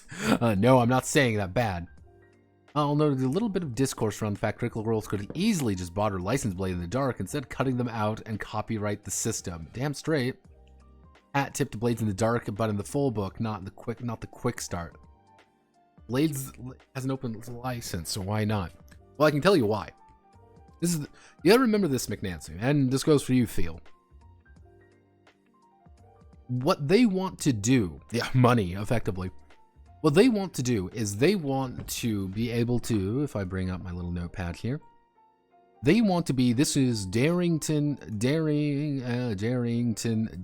Press's Illuminated Worlds, Candela Obscura. Now, let's take a look at this word right here. Darrington Press. Darrington Press, they own this. They already own that. You know that, I know that. I cannot go and make a company right now and call it Darrington Press. They will sue me. They now own Illuminated Worlds. They own that now. Darrington Press owns it. I cannot make a game called Illuminated Worlds. Okay, easy enough to understand. They now have license over it, because remember, you cannot copyright mechanics. You never can copyright mechanics. And now, they also own Candela Obscura. They own that now. Even though the rights can get a little bit wonky, does Spencer own this? Does Spencer own it? Does Rowan do it? Because the thing is, you gotta remember, both of those guys work for fucking Darrington Press. So technically, Darrington Press owns it, Critical Role owns it. They own these things. Now, let's play a game. Who owns Blades in the Dark? Not them. They do not own Blades in the Dark. They do not own Forged in the Dark. I can guarantee you one thing. When Candela Obscura comes out and everyone's like, oh my god, they are going to make, almost immediately, it's going to be like Illuminated Worlds, or come on guys, give me some good catchphrases here. Give me some good catchphrases here. Thank you, by the way, McNancy, for following. I mean, we can do I would say Illuminated by the Illuminated Worlds. Knives in the Shadow. I get it, but I don't see how that makes them more money. The thing is, here's the thing. Blades in the Dark, or any Forged in the Dark, like Forged in the Dark territory, anything like that, everything will inevitably go back to Blades, in turn John Harper. Because this is owned by a guy named John Harper, and in turn Evil Hat. And now the big thing here is, anytime someone does Forged in the Dark, you have to put down the Forged in the Dark label, you have to put down the Blades in the Dark label, you have to put down a bunch of information for it. It's pretty much an ad thing. It's advertising. Any Forged in the Dark game has to link back to Blades in the Dark in some capacity. If you now own Illuminated Worlds, you now own Candela Obscura, you do not have to cite John Harper at all. You can get rid of them, and everything now goes back to Darrington Press.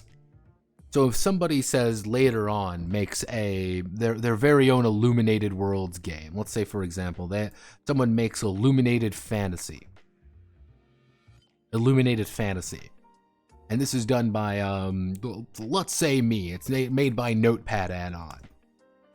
I would have to put down that this is an Illuminated Worlds product. A Illuminated Worlds product that's owned by Darrington Press. And if 1,000 people download Illuminated Fantasy, that's 1,000 people that now know Darrington Press, Illuminated Worlds, Candela Obscura, and all of these other things. That's what I mean by it makes them more money. They're controlling the IP. They also get to control what gets made, as well as where it's being sold. Because they might put in a thing being like they might get a cut even. You might be only able to sell it on certain platforms, especially if they start selling deals. Because remember, they have their own storefronts. So if they want to say, you cut a deal and you can make Illuminated Fantasy, I can put it on TTRPG, or I can put it on their exclusive Illuminated store. I get a good chunk, they get a good chunk, and we all make a little bit more money off of it. It's IP control. That's all it is. It's IP control. You control the informational properties, you now control the rights over it. Especially, this is the thing, especially posted to you the one mention of Blades in the Dark in the book. Let's see.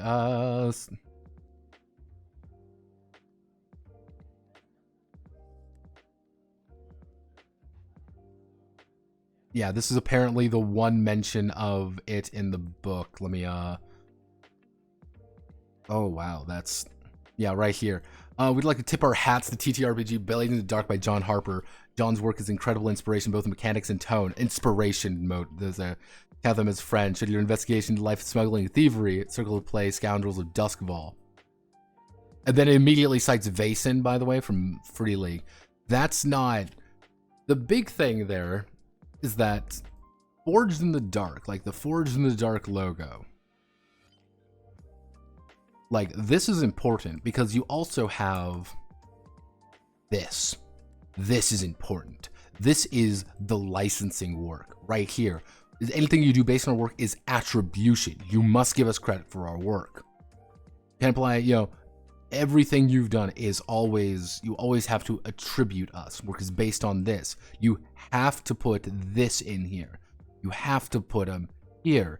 Especially, you have to put it under Creative Commons. Yes, gotta remember everything's gonna be Creative Commons. Now, things get a little bit more confusing though. Things get a lot more messy. Because remember, this is Critical Role.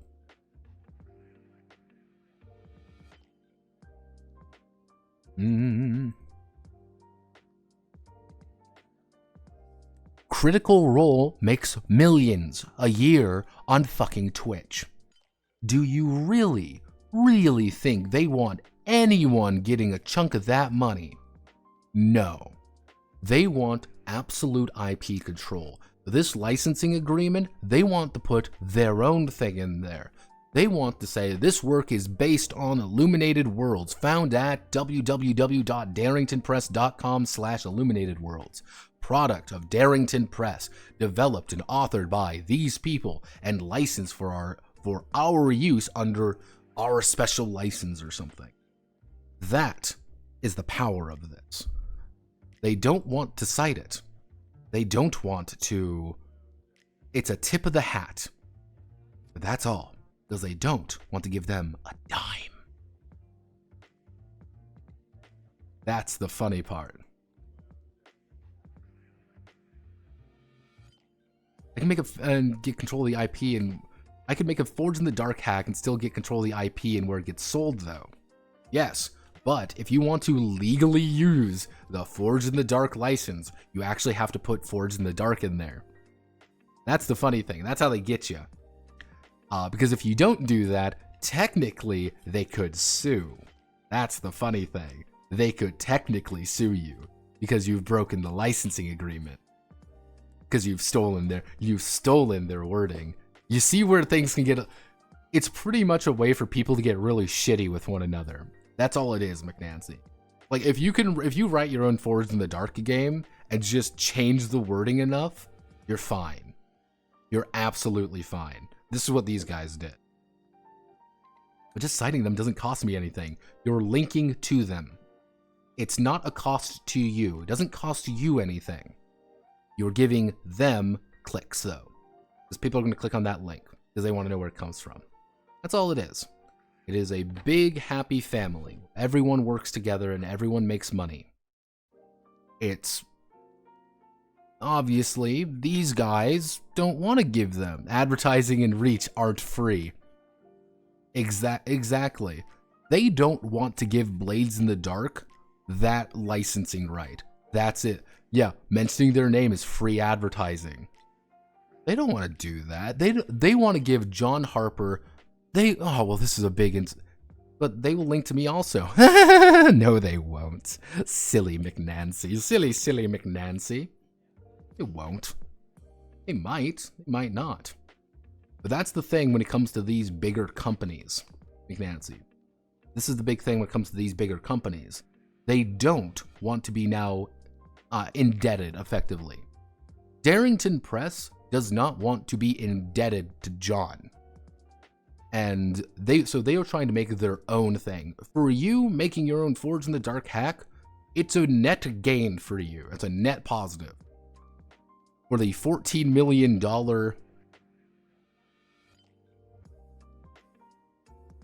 For the $14 million Critical Role Darrington Press, juggernaut, they don't want to give John a dime. Well, that's kind of, and ironically enough, that's actually what happened to, that's actually, fun fact, McNancy, what happened to the guy who wrote Apocalypse World. He pretty much put the license like, oh, you don't have to link to anything for me, it's fine, blah, blah, blah, blah, blah. And every Kickstarter he does, he effectively has to beg people for money. Because that's kind of what he does. It's if you look in the grand scheme of things, it's like, what you're doing is pulling a little bit of wonkiness. Like, they are clearly doing this as for money. It's a money thing. I'm not gonna blame them. It's money. Money is money. But it's like, I know what you're doing here. They're pretty much making their own Blades in the Dark game, without calling it Blades in the Dark, but leeching Blades in the Dark, but making their own thing. That's the best way to think about it. We can cut out the middleman. We have all the popularity, and we have all the pretty much draw, with none of the advertising for John. I don't like Harper, mind you. I think John Harper's a little bit too stuck up his own ass.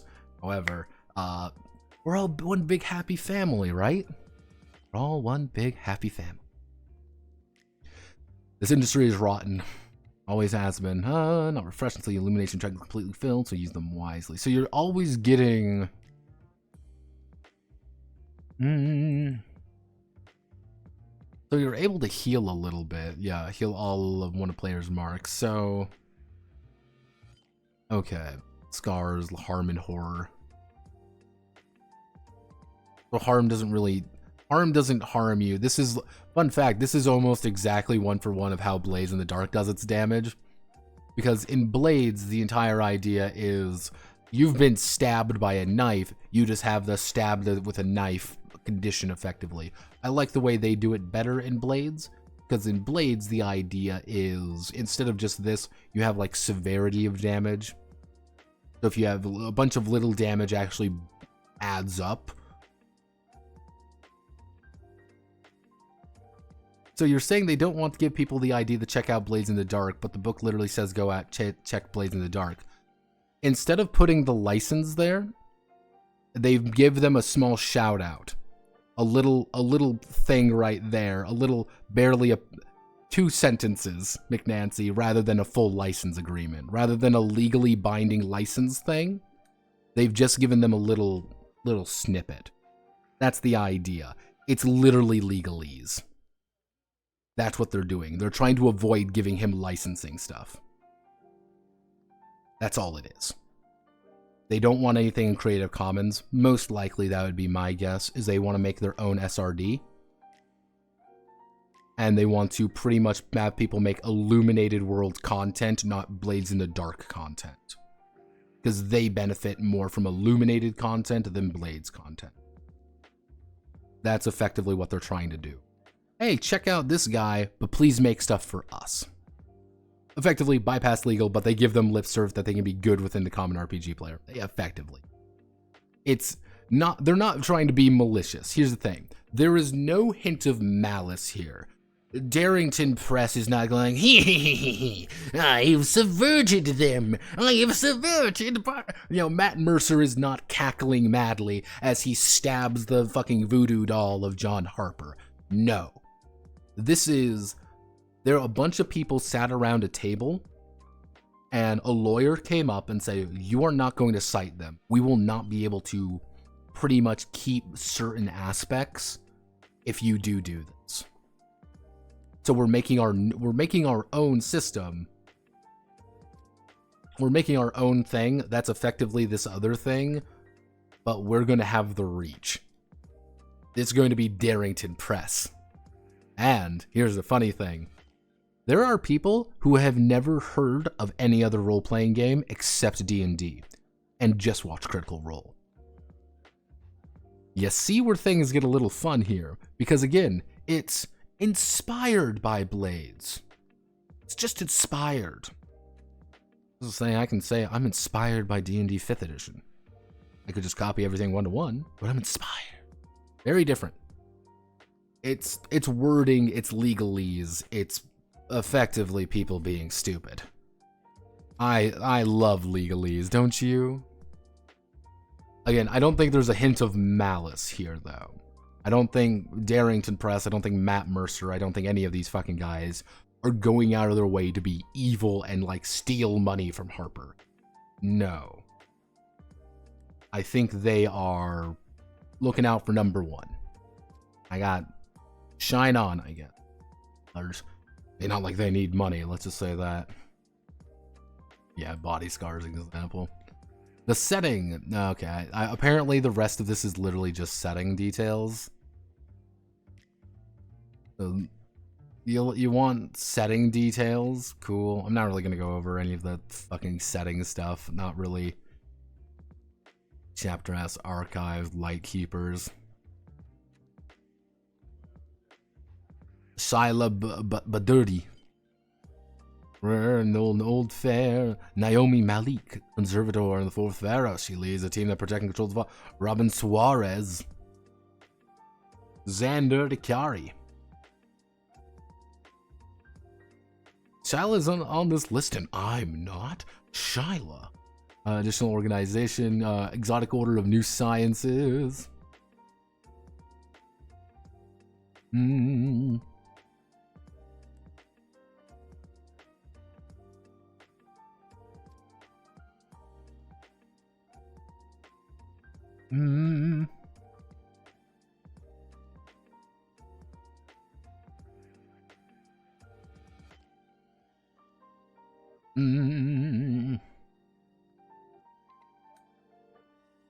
Wow, Avery is apparently bad. Office of Oop.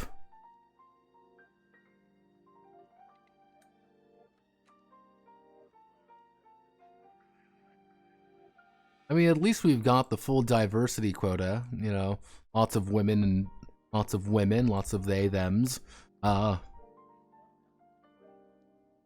Ezra asked for, let's see, Dress to Kill.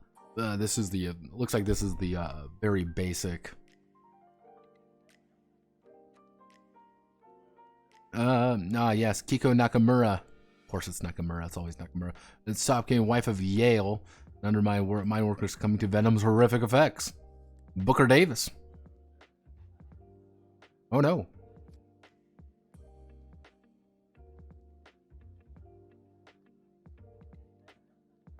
Yeah, mind you, this is at the very end of the book right here. Yeah, we'd like to tip our hats. Yeah, the very end of the fucking books. Like, yeah. This is like, even inside Vizen, that's kind of weird. Yeah, mind you, they don't actually, weird thing is they don't actually mention Forged in the Dark here. They just mention Blades. Both in mechanics and tone. Inspiration. No, it's pretty much one. So yeah, that's Candela Obscura, a game that definitely exists. What you're saying is you don't want to give people the idea to check out, actually no, Dare to Impress, they, them would have never been they, them in this time period. Doesn't matter. Only time with me they, them is it wasn't it. So with the license, so what's the license for this game? How is it different from a CC license? We don't know yet. That's the thing, McNancy. We don't know yet. If I were to be a betting man, do we see anything here? Since this is a quick start, we don't really know how the license is going to work. We'll probably get the full thing right here. I mean, we can actually, you know what? Let's do a little bit of investigate. That's why we're here, right? We do a little bit of investigation. So, if we are, let's see.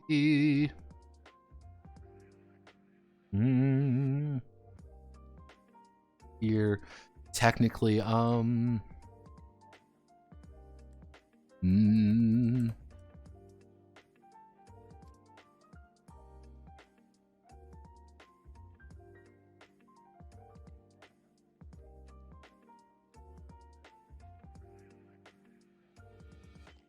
quick start guide if you want to read it. See plenty, not really surprised when the two, yeah, like immediately it's like definitely inspired by Blades in the Dark. Definitely inspired. Like a lot of people inspired. It takes so much. I cannot believe no decency to name drop the system. Just walk from Illuminated Worlds.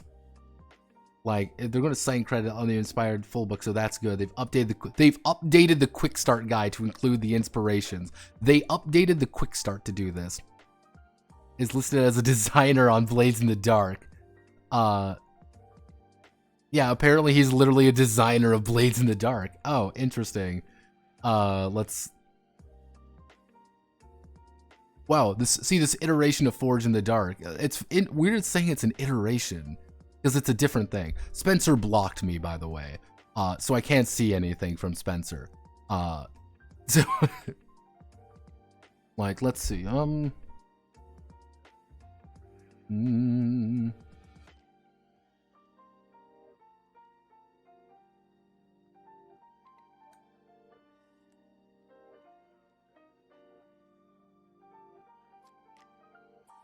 Yeah, so there's no license for it yet, but it's weird that it's like, oh, it's an iteration of it. So it's not using the same license. It's a different thing entirely, but it is its own thing. That's kind of odd. Like, is he? Let's actually do Ford. Is Strauss actually put in there? It would be interesting to see if Strauss it actually is.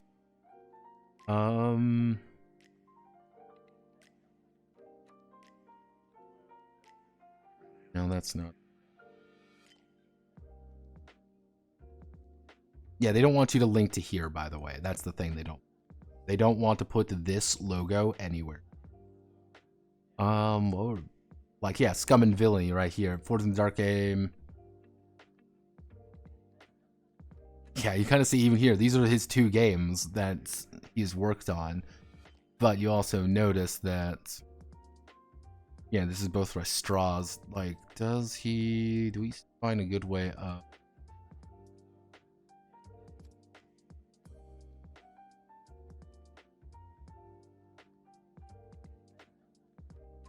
Featuring straws. Yeah, it looks like they're, where would, I mean, there I've got to find, I have Blades in the Dark. What am I doing?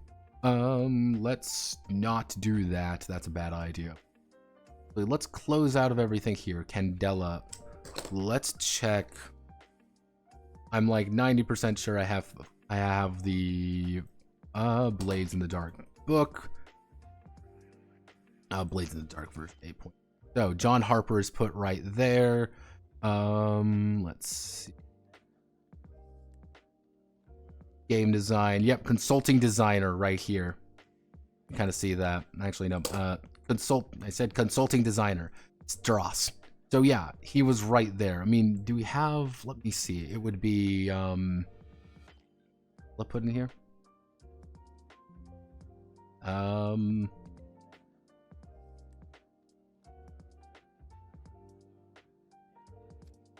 Benjamin Aldred. Yep, there we go. Benjamin Aldred was a Kickstarter backer, by the way. Ha. Don't think you can escape me. So Ben's involved, slightly. But yeah, he wasn't working up here. Yeah, so they literally hired a consulting designer of Blades in the Dark to make a game, and he made Blades in the Dark just slightly differently. I give him credit for it, though. I give them credit. I didn't know he was a consulting designer on this, though. That's the thing. I didn't know that. That's fascinating. Good night. I love how this turned into an autopsy of sort, even though the patient isn't dead yet. My guess is that Illuminated will be more restrictive with third-party content than CC license would be. That would be my guess as well.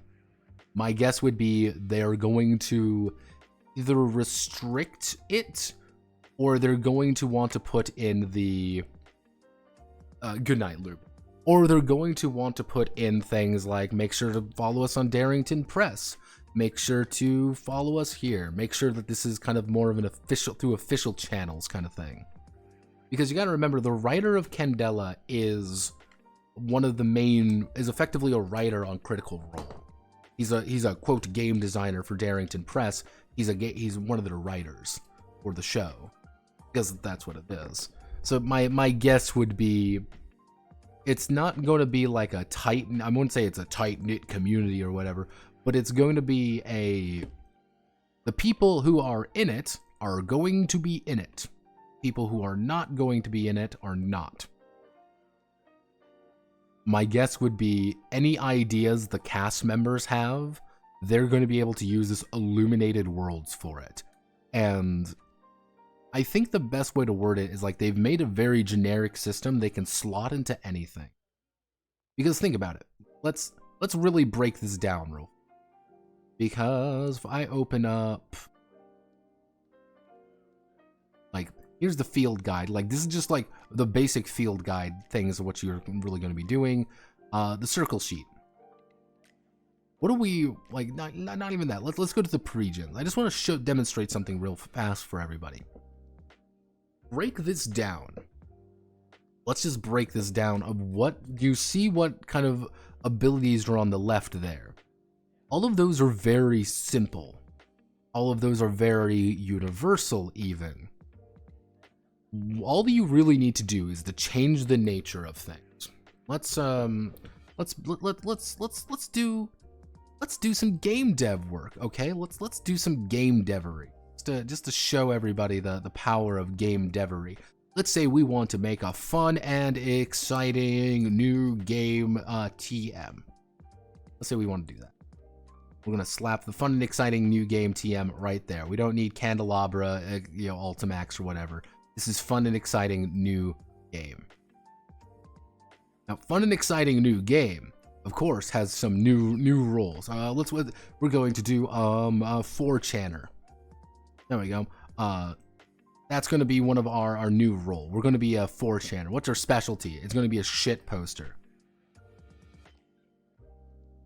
So, we're going to put that right there.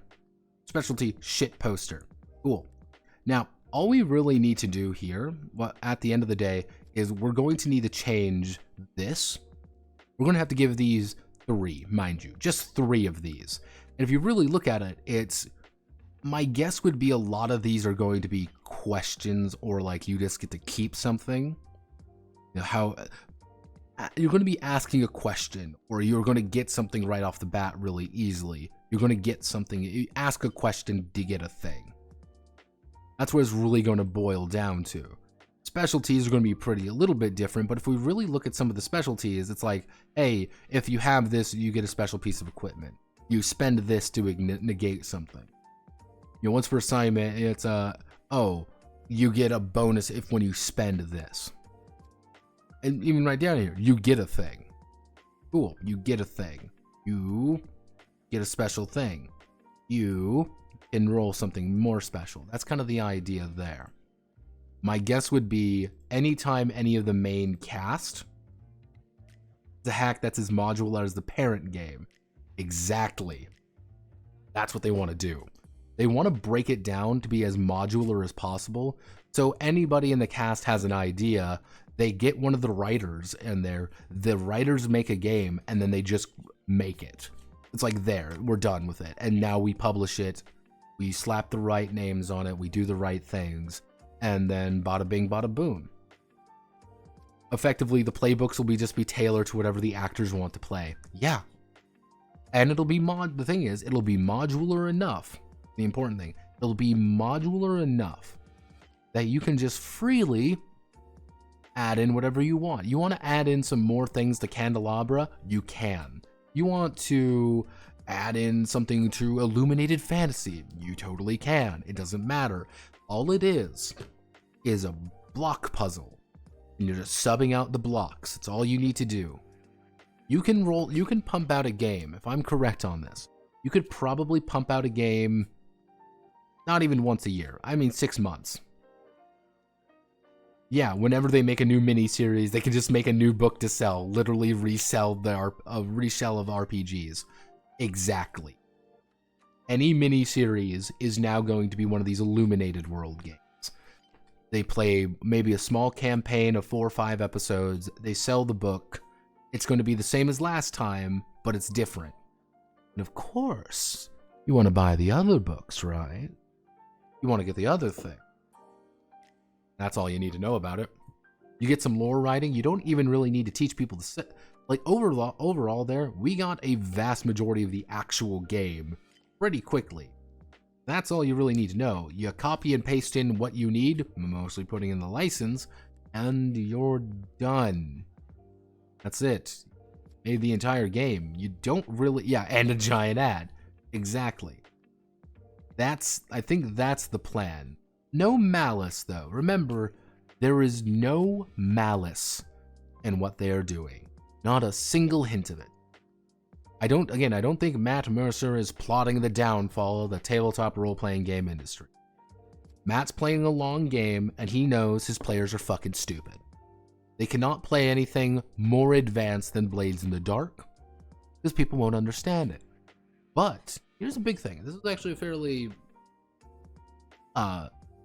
This is the beautiful thing, this particular game with Candalabra. You can make it. You can pretty much do whatever the hell you want with it, and people are going to make it entertaining because they're professional actors. And you can really make these games really fun if you are professional actors and you have a script, most importantly. Because don't forget, a lot of these games actually have a script associated with it. It's just business. Exactly. A lot of them do have scripts. And if you script out certain things, or just kind of leave a little bit open for chaos, well, of course, everybody wins, right? Everybody wins.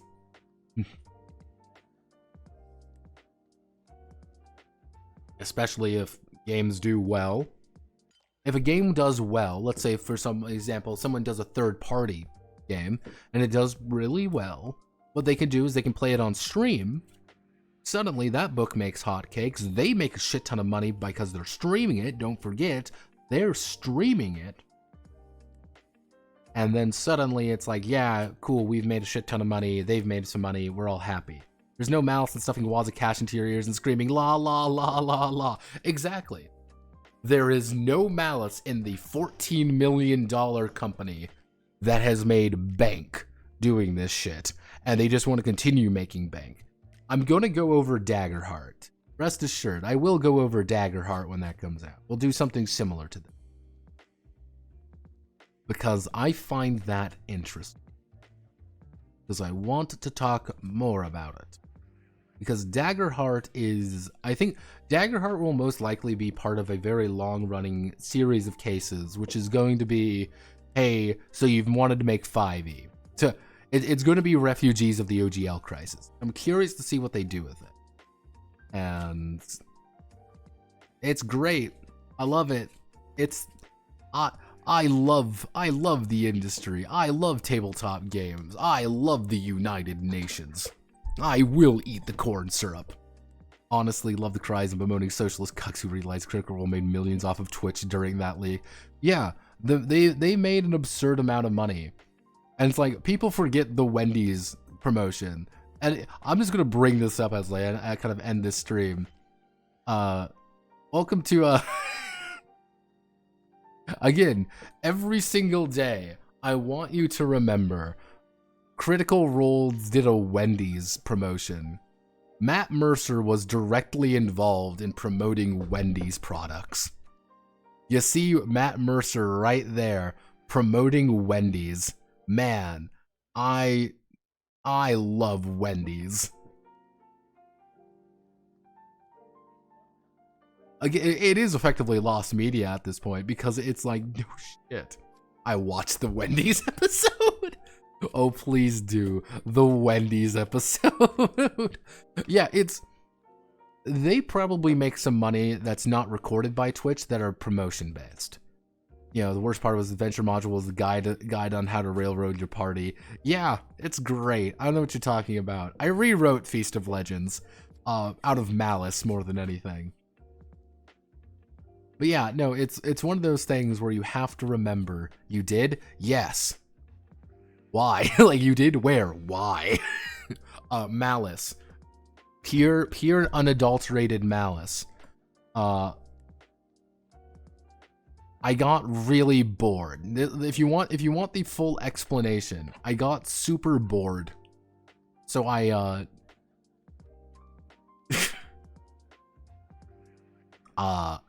because fun fact, as you can kind of see, I know I did.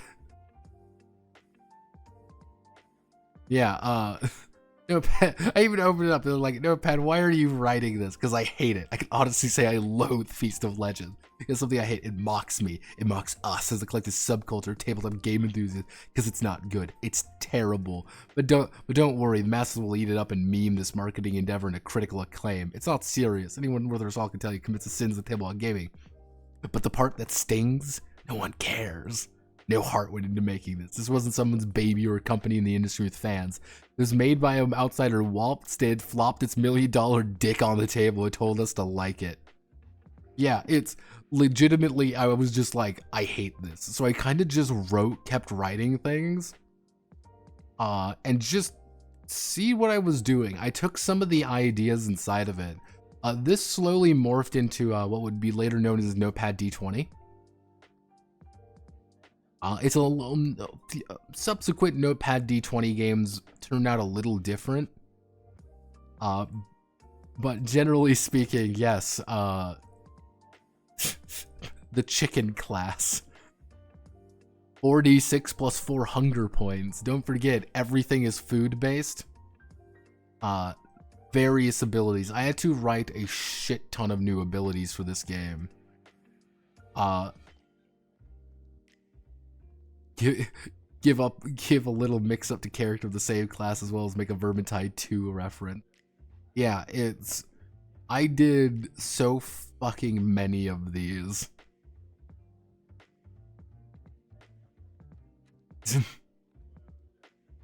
Yeah. Chicken nugget.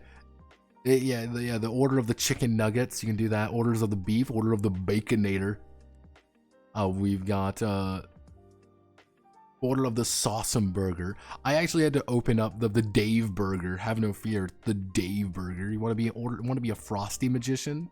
Cool. You want to be a baconator fry? Yeah, this is 75 pages, mind you. This is 75 fucking pages. And I wrote this in the span of about a week. Just incessantly in the thread. I just kept writing. There's actually some decent ideas in this game that I have just never went back to because, again, I was filled with nothing but complete malice toward this existence. And I hated it. I hated every single aspect of this game. But I wrote it because I hate it. And I'm me. And I've got to keep writing it because I hate it. Make mercenaries. I forgot I put in the make.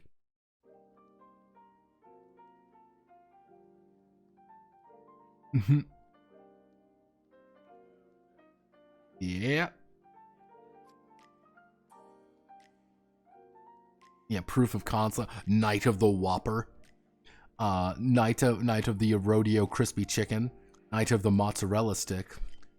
Tribe of the Big Mac, of course. Tribe of the Fish Fillet. Pancakes. Tribe of Pancakes. Posse of the Grand Turkey Club, Curly Fries, Queen's Guard of the Flamethrower Burger, various ones, Universal Orders. Yeah.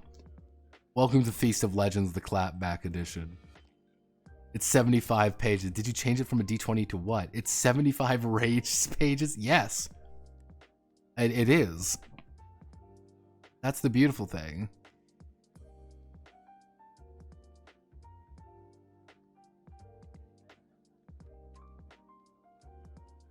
Oh no. Okay, I'm seeing things. Let's see. Dang, I just got the do share. You must hit Wendy's a lot. You shill. I want to read this rewrite. Come on. All right, the paragraph right there. Perfect feeling how I feel with comic past 5 years. Oh goodness, rare mist of rage writing. It's D20 or what? No, it's still a D20 game. Let's not call it. It was a commercial that looked like a game. Yeah, Yeah, should have read Palette of the Chick-fil-A. No case allowed at that one. Where are the McRibs conquering them all? Like the clapback edition, it was in just a perfect summation of time that I was writing it by inertia. Let me see if I can find the TG. Let's go to the TGR. There's a chance that these are like, I don't even know if these are still around. Wendy's. I wonder if the Wendy's RPG still pops up. God, what was it? It was a Feast of Legends. Was the best RPG system for Candyland. Play exclusively 5e. Did you enjoy Critical Role General? Yeah, we got the Critical Role Generals popping up a lot. Did you all enjoy Feast of Legends? I wonder if it's gonna pop up at all. Critical Role General, lots of Critical Role Generals. Mostly because this is like this was for the longest time the only place to really find it. Nope, that's not it. This is pretty old. Some of these are pretty old at this point. Let me see. God, hypothetical RPG systems. God, this is probably one of the earliest versions of me. I rewrote Feast of Legends, bit of 40 for good. Fuck Wendy's. Yeah, this was an old one. This was a while. Yeah, this was an older one at this point, but yeah, it's Feast of Legends was a very long series of hate. Written in inertia, it's a perfect way of describing it. Yeah, that's the best way to think about it. Shoot, does CR General still exist, TG? Because I don't remember if it's dead or what. Yeah, it pops up every now and again. All right, Wuso sent me some cursed things. Unseelie Jess. Who are you, Unseelie Jess? Gold Enya winner, designer, director. Freelancer, C7, hit point press, MC DM. Oh boy, she's a 5e person. Oh boy, I love 5e stuff. Let's see. What have complete games? What have you written? And they were. Okay, Kingdoms of War, At War, nope. Oops, all Draculas. Wow, you've written jack shit. Okay, good job, team. You've written jack shit. What have you done? Supplement one. Supplement, Broken Weave, never heard of it. Arcadia 24, nope. Flea Mortals, sort of heard of that. Because this is NCDM.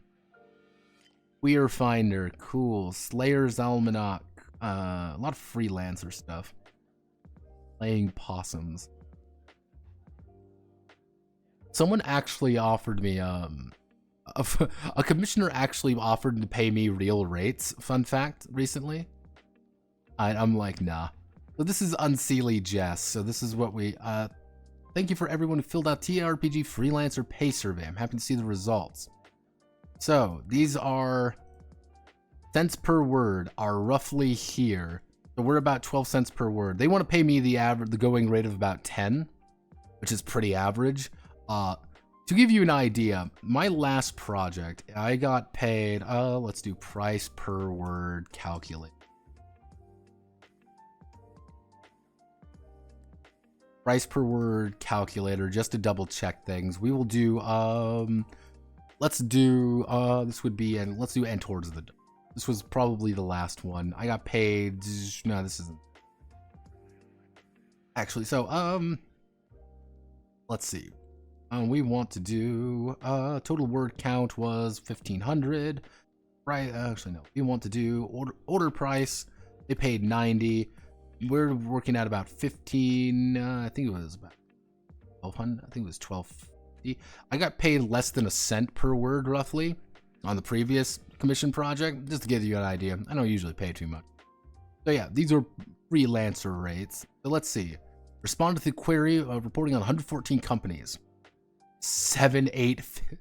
Oh, obviously big data numbers skew toward more recent freelancers, broader trends.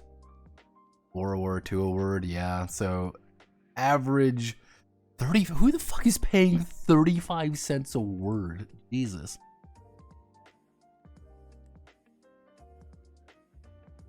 Let's see. Like making frankly, I'd let you convert some of my money into reality checks for some of my projects. Hey, if you need help on something, just feel free to ask. I'm always available. Whose brain glitches when they see a road number. Over the last 10 years, the average pay has increased steadily, and the high end of pay increased significantly, but low end pay has stayed about the same. Then over a decade, still doing it. However, the bulk of them aren't. I wonder, does she mention Blades in the Dark or Evil Hat just not paying people? Just not paying people at all. Like, let's not forget that with Blades in the Dark. Let's never forget that. Satisfying sorry report was I got a copy of the book, or worse, I got a discount on buying the book. That's not a perk. You wrote the damn thing. Of course, you got a copy. Bummed out. See, you did you negotiate section where people saying they attempted to negotiate or told the company would only pay them? Someone else reported the same company paid them 15. It's clear transparency between freelancers regarding what we're being paid in a project is paramount. Google Sheets letting me change the color of these basic blue ass boxes. Who private quote retweeted me? Tiny addendum, some major companies really do pay per word instead do a flat rate. It's possible to change these. Yeah, so generally speaking, it's been a lot of nothing. We haven't really seen a major increase in freelance rating. I've had no real company approach me for freelance stuff, and I don't expect that to be the case.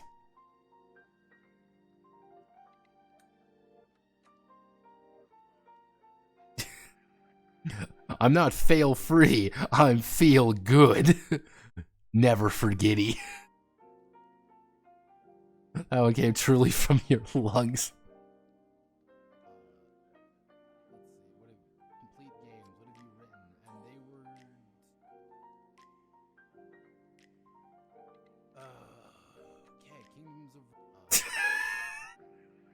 Never forgetty.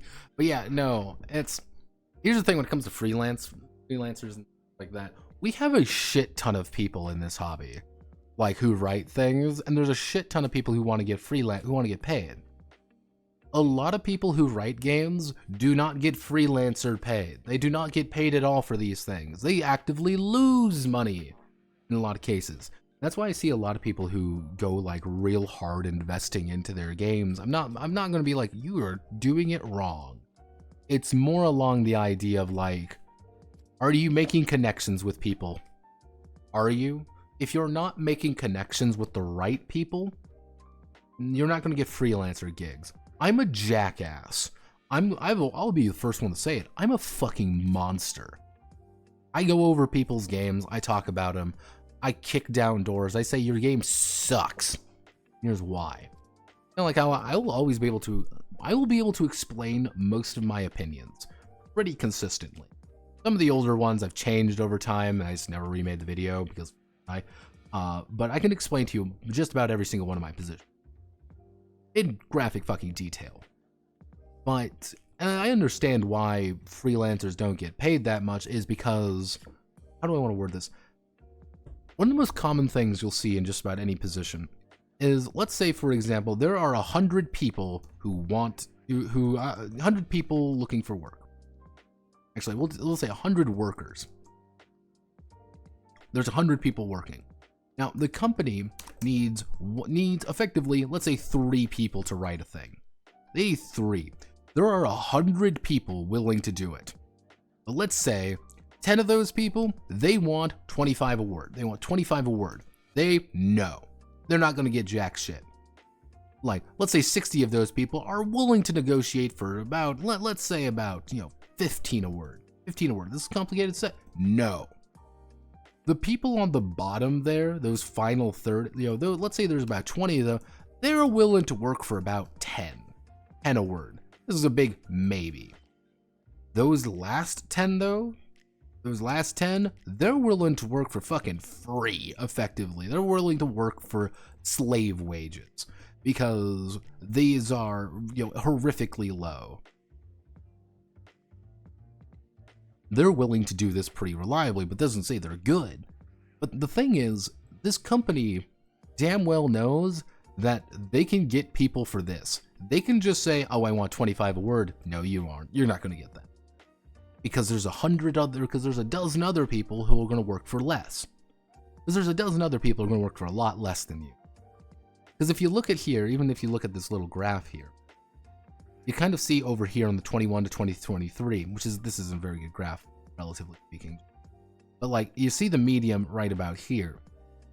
People don't want to pay more than that. A company paying 35 cents a word, they know you. They already know you. And they damn well know.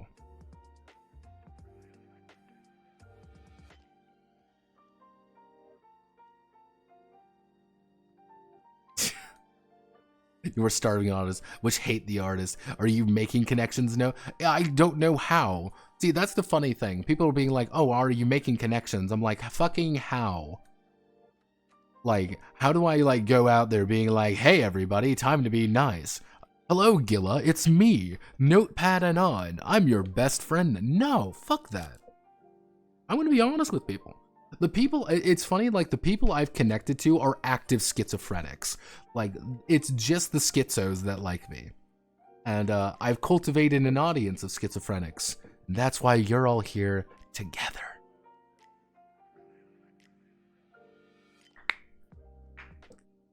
Honestly, people like Gilla do have some, dollary dues in there. But the basic idea is that people don't want to pay more because these people exist. The people who are willing to work for dirt, effectively, because they can. Because they need to. Because, hey man, if I get in there, I can start charging higher because I'm just unproven. People don't know me, I'm unproven. Or, hey, 5 cents is, 5 cents a word, and if I write 10,000 words, that pays my rent for 3 months because I live in fucking Mexico or something. Hey, this is 5 cents a word, 5 cents USD a word suddenly means a lot more if you're maybe not in the US. And that's kind of its own issue, by the way. But I think one of the biggest issues in our little hobby space, you would worsen his life in a way. You would worsen his life and he would worsen yours. I have a comforting thing is hearing someone be honest and tell you you suck. Mentally sane. I wish thy dead of my neighbor less. You would worsen his life in a way and he would worsen yours. Howdy. See, I've already done, like, I already do have Operation Cut and Run.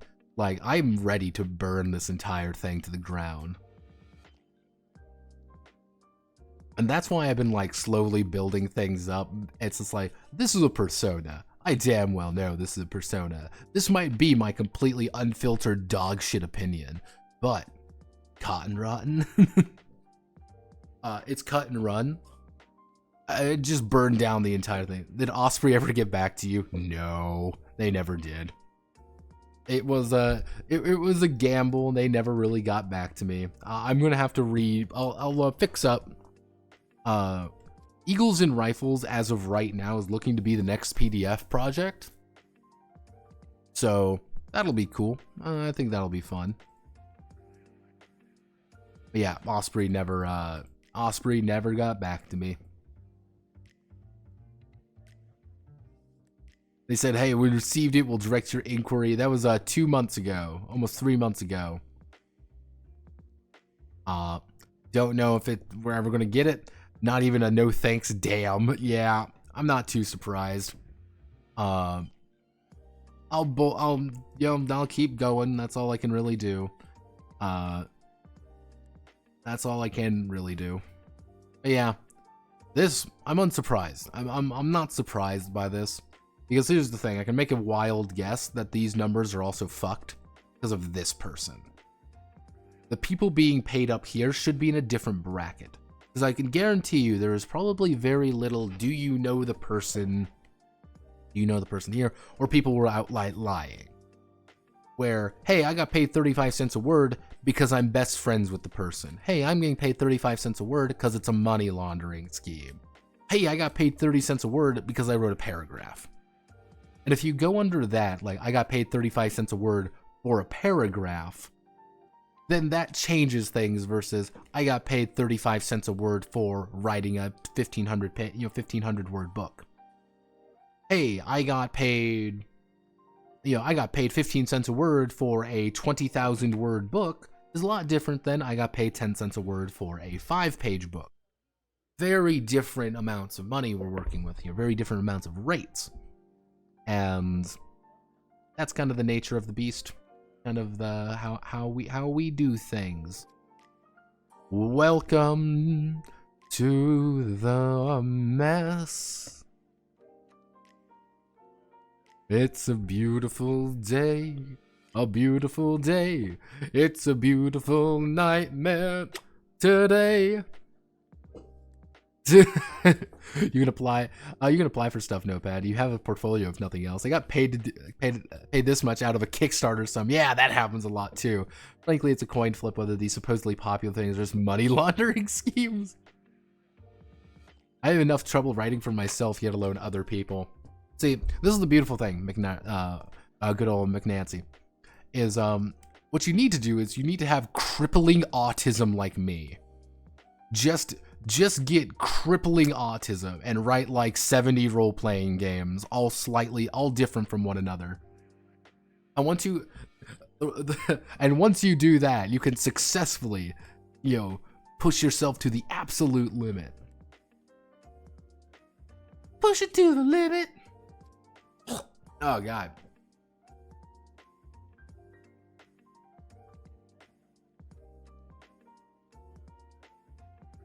What do the colors mean? Green games are personal projects. These are ones that are things that I've written for myself. All the ones in brown, those are commission projects. Technically, I should label there's a guild for that as brown, but it's not quite done yet, so I haven't really done that yet. I need to go and fix it. Anything that's blue, like right here, the lexicon, this is literally just a collection of random mechanics I've taken from different things. This is also where my SRD files are. That's kind of the idea there. Dead Project ER is exactly what it sounds like. This is just a Dead Project ER of just half-baked ideas that didn't go anywhere, such as the Doom skirmish game. This was a preliminary just when God, this is just when Doom, not Doom Eternal, but this was when Doom Doom 2016 came out. Actually, people were asking about this. Was I think 2020-ish, 2021. Kind of see this. I kind of just drafted this up real quickly. It kind of went nowhere. People weren't like. Then you've got Deniable Assets. Deniable Assets was kind of just like a very basic idea. It was 24-hour, nothing is black markets and machinery, deniable ops. It kind of just didn't really go anywhere for that time. I just kind of slapped a bunch of things together. If I had it my way, I would probably fix some things up with it to make it a little bit more clean. But nah, this one just never really went anywhere. This is an older one as well. Yeah, so some of these just go nowhere, so they just don't get put somewhere else. Technically, if we go to the Zolder, get some various things in here. Obviously, we've got Thinking, which was, let's see, yeah, this is the Waltz. This was, if I remember correctly, this was a RPG someone wanted me to do, like, not a review on, but kind of an idea. Like, hey, can you help me out with this? I'm like, okay, let's just go over this. Various kind of games that haven't really seen much development in a very, very long time. Even like, technically, if you Google me, if you Google me, this game will actually pop up. Fucking sexy men posing dramatically. This is the JoJo game. This shit's an oldie. Fucking JoJo's been a while. Shakespeare the role-playing game. This one's a really old one.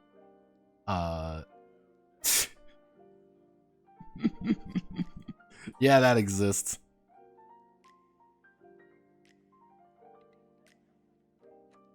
This is Notepad's a final form. Various ideas there. Technically, we have the private library. None of you can see that. We have the basic library full of various games. Which this will most likely get shifted over. I should add some more things to this. Just things that I just need to put in here. Weekend Warrior projects. There's a few Weekend Warrior projects that never really got put on things for various reasons. Center of Focus, this was going to be a project that just never went anywhere. Pocket Quest game from last year that I didn't do correctly. Keijo the role-playing game is here. The very weirdly detailed Keijo role-playing game. Have no fear. I did write this. It does work. Anime breasts are temporarily. Illegal sports betting is eternal. Fleshmech Annihilator never... I wrote it, then got really burnt out on it. Super SS Mortus is on the itch.io. I never really developed it much further than that. I need to one of these days. Stigmana's on there. Stigmana kind of works.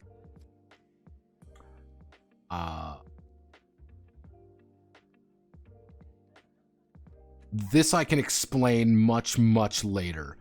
Much later I will explain that. People have requested I actually go back to people have requested I go back to Angel 69, which I have the ideas of Angel 69 and I'm pretty sure I know how to do it. I just need to do it. I just need to sit down and fucking go for it. 110%. As much booba as possible. It's just going to be my sex pest war game and it's going to be great. Yeah, that never. Of course, we have Metal Saviors, my collective autism.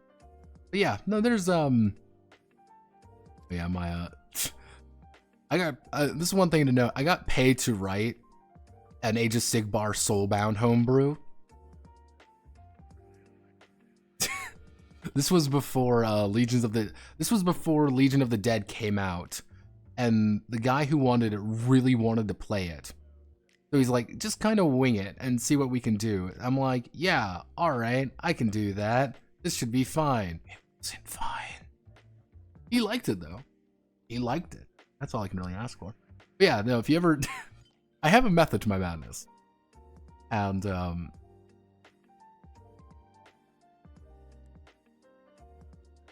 Mortal Hounds, The Journey Home. I mean, if you want some like just people looking at things, if you look at the links here on this channel, you'll actually see a link to my Discord. Feel free to join in there. Post it around, go to Drinking Lounge and put it in there and be like, hey, can I get some eyes on this? If anything, I'll be able to redirect you to other places as well, such as Blue Server. Blue Server's not great, but it does its job. Or you can go to things such as the Orange Server, which has its own quirks, and you might be able to get some just eyes on things. That is by far the hardest thing in the world, is getting eyes on a thing. Heretic Kingdom again, what are you around the kingdom fighting cold, trying to destroy them order? Okay, I've made I'd say 1.5 board games. I just hear people bickering on the Blue Server. Yeah, that happens a lot. I've made 1.5 board games. First board game, I've talked about this one a little bit. This is Yige Minzu, One Nation. It's literally the entire idea here is that it's effectively diplomacy in warlord era China, with the idea that it's a lot more about trying to fight one another and go back and forth a little bit here. This game actually got morphed into Trenchfoot.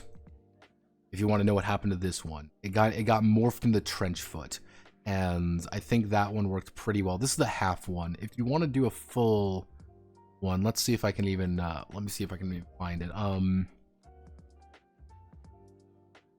God, do I even have it in here anymore? Ian Zolder.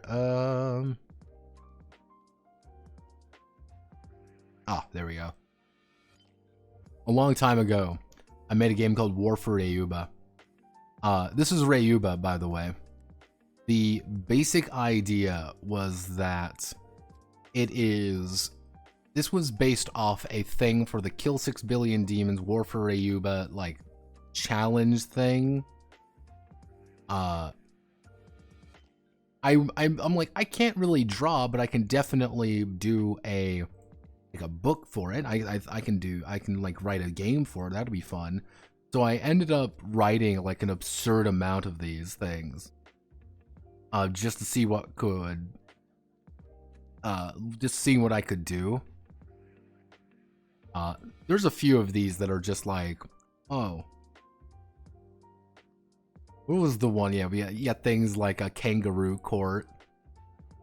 Place down execution and scare on the tile. All allied armies get bonuses. Anarchist Revolution.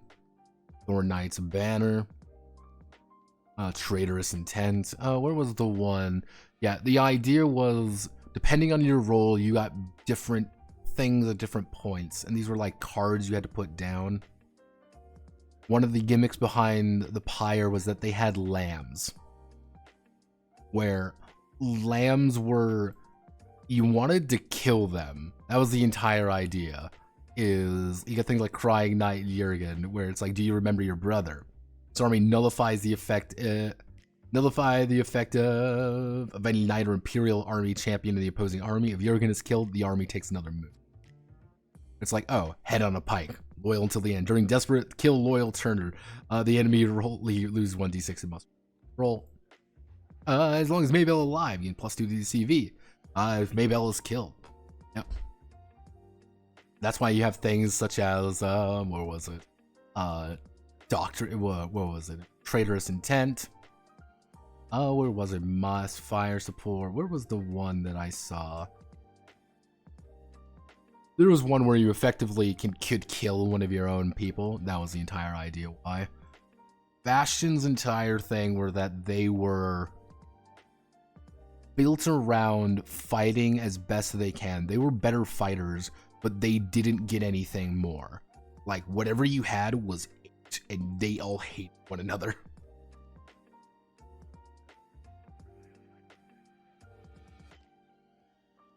Let's see. I made a board game. Actually, no, let's see. I just hear bickering. Well, I want a series and have a next volume ready to go. You need to prove on it before I do. Hey, more the merrier, man. Don't worry.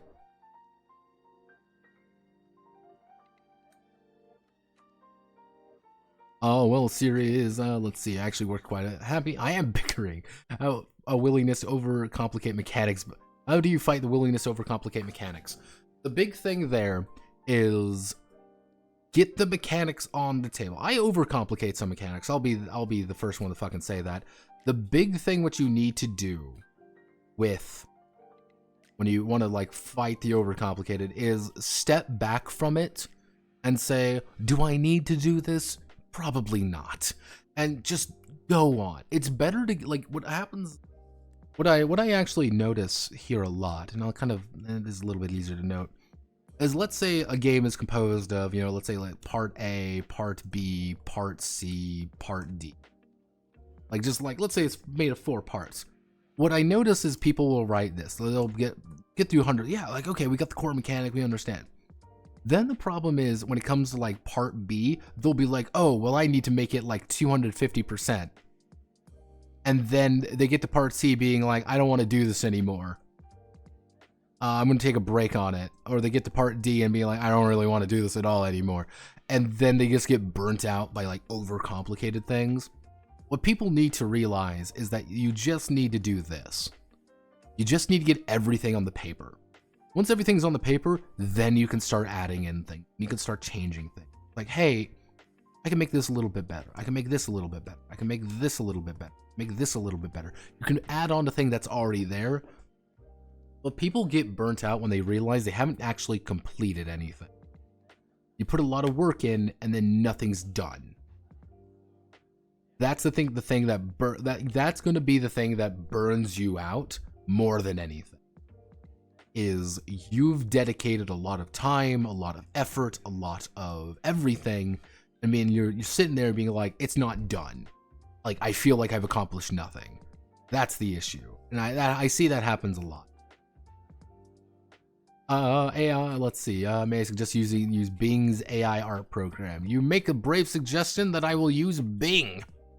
We've thought of making a dungeon called Notepad, a la Hero Quest. Technically, you can make an argument. Dungeon Tactics is a dungeon crawler board game. You could make a very strong argument for that. Actually, that's what someone actually said. I'll look into the Bing's AI thing. As for the AI images thing.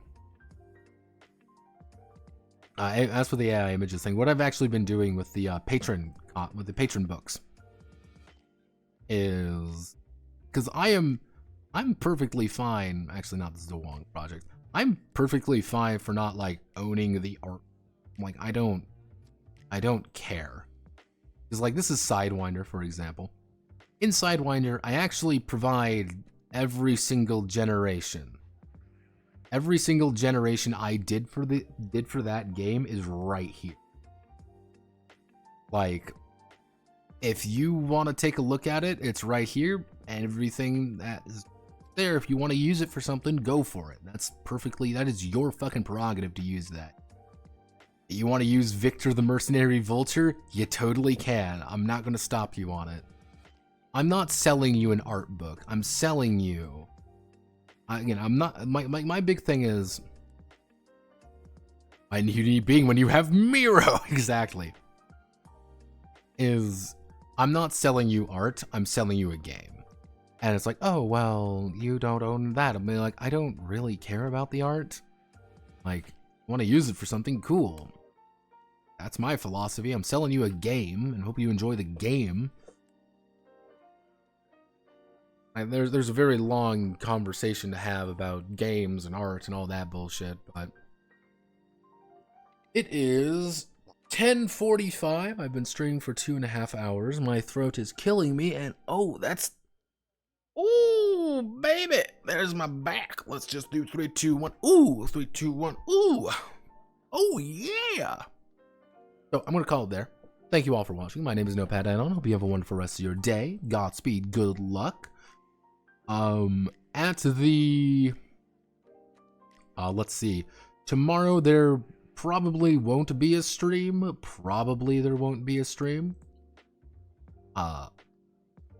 Just kind of the nature of things. Hopefully next week we have a little bit more of a consistent schedule. My goal is to get Scala Maleficarum not done, like, but written up, but like kind of in a better place. I think I have the idea of how to do it. I think it just needs a little bit more melding, but I think I have the idea behind it. I do plan on doing the we're going to do the brains video. That's the goal for Wednesday. Pretty much I believe the last day of the month. The brains video will go up about the 4 brains of role playing. And those 4 brains are going to... that's a video I've been wanting to make for a very long time. So I think I can do it. I know how to do it. It's just going to take some time. Brains? Brains. We are not entering the brains yet. Even though Card Ranker has been scanned, everybody. Have no fear. But yeah, no. I think the brains video is going to be a little bit interesting. Most likely on Friday, it will be, what was I going to do? It's going to be the brains video. It's either going to be Eagles and Rifles detox, kind of a smaller detox, so I don't have to think about it as much. Alternatively, we do a smaller video. I actually do a video on what we went over today, and it'll be more of a, it'll be more of a meandering conversation about like, this is like, it sucks that we have a company who has dedicated so much resources to what boils down to something that already exists. Like, you could make it interesting, and I'll probably be like, hey, let's make let's make Candela Obscura a little odd. Let's do some changes. I might do that, I might not, depends on the situation. So, thank you, Godspeed, good luck. I will catch you all on the flip side. You know how it goes.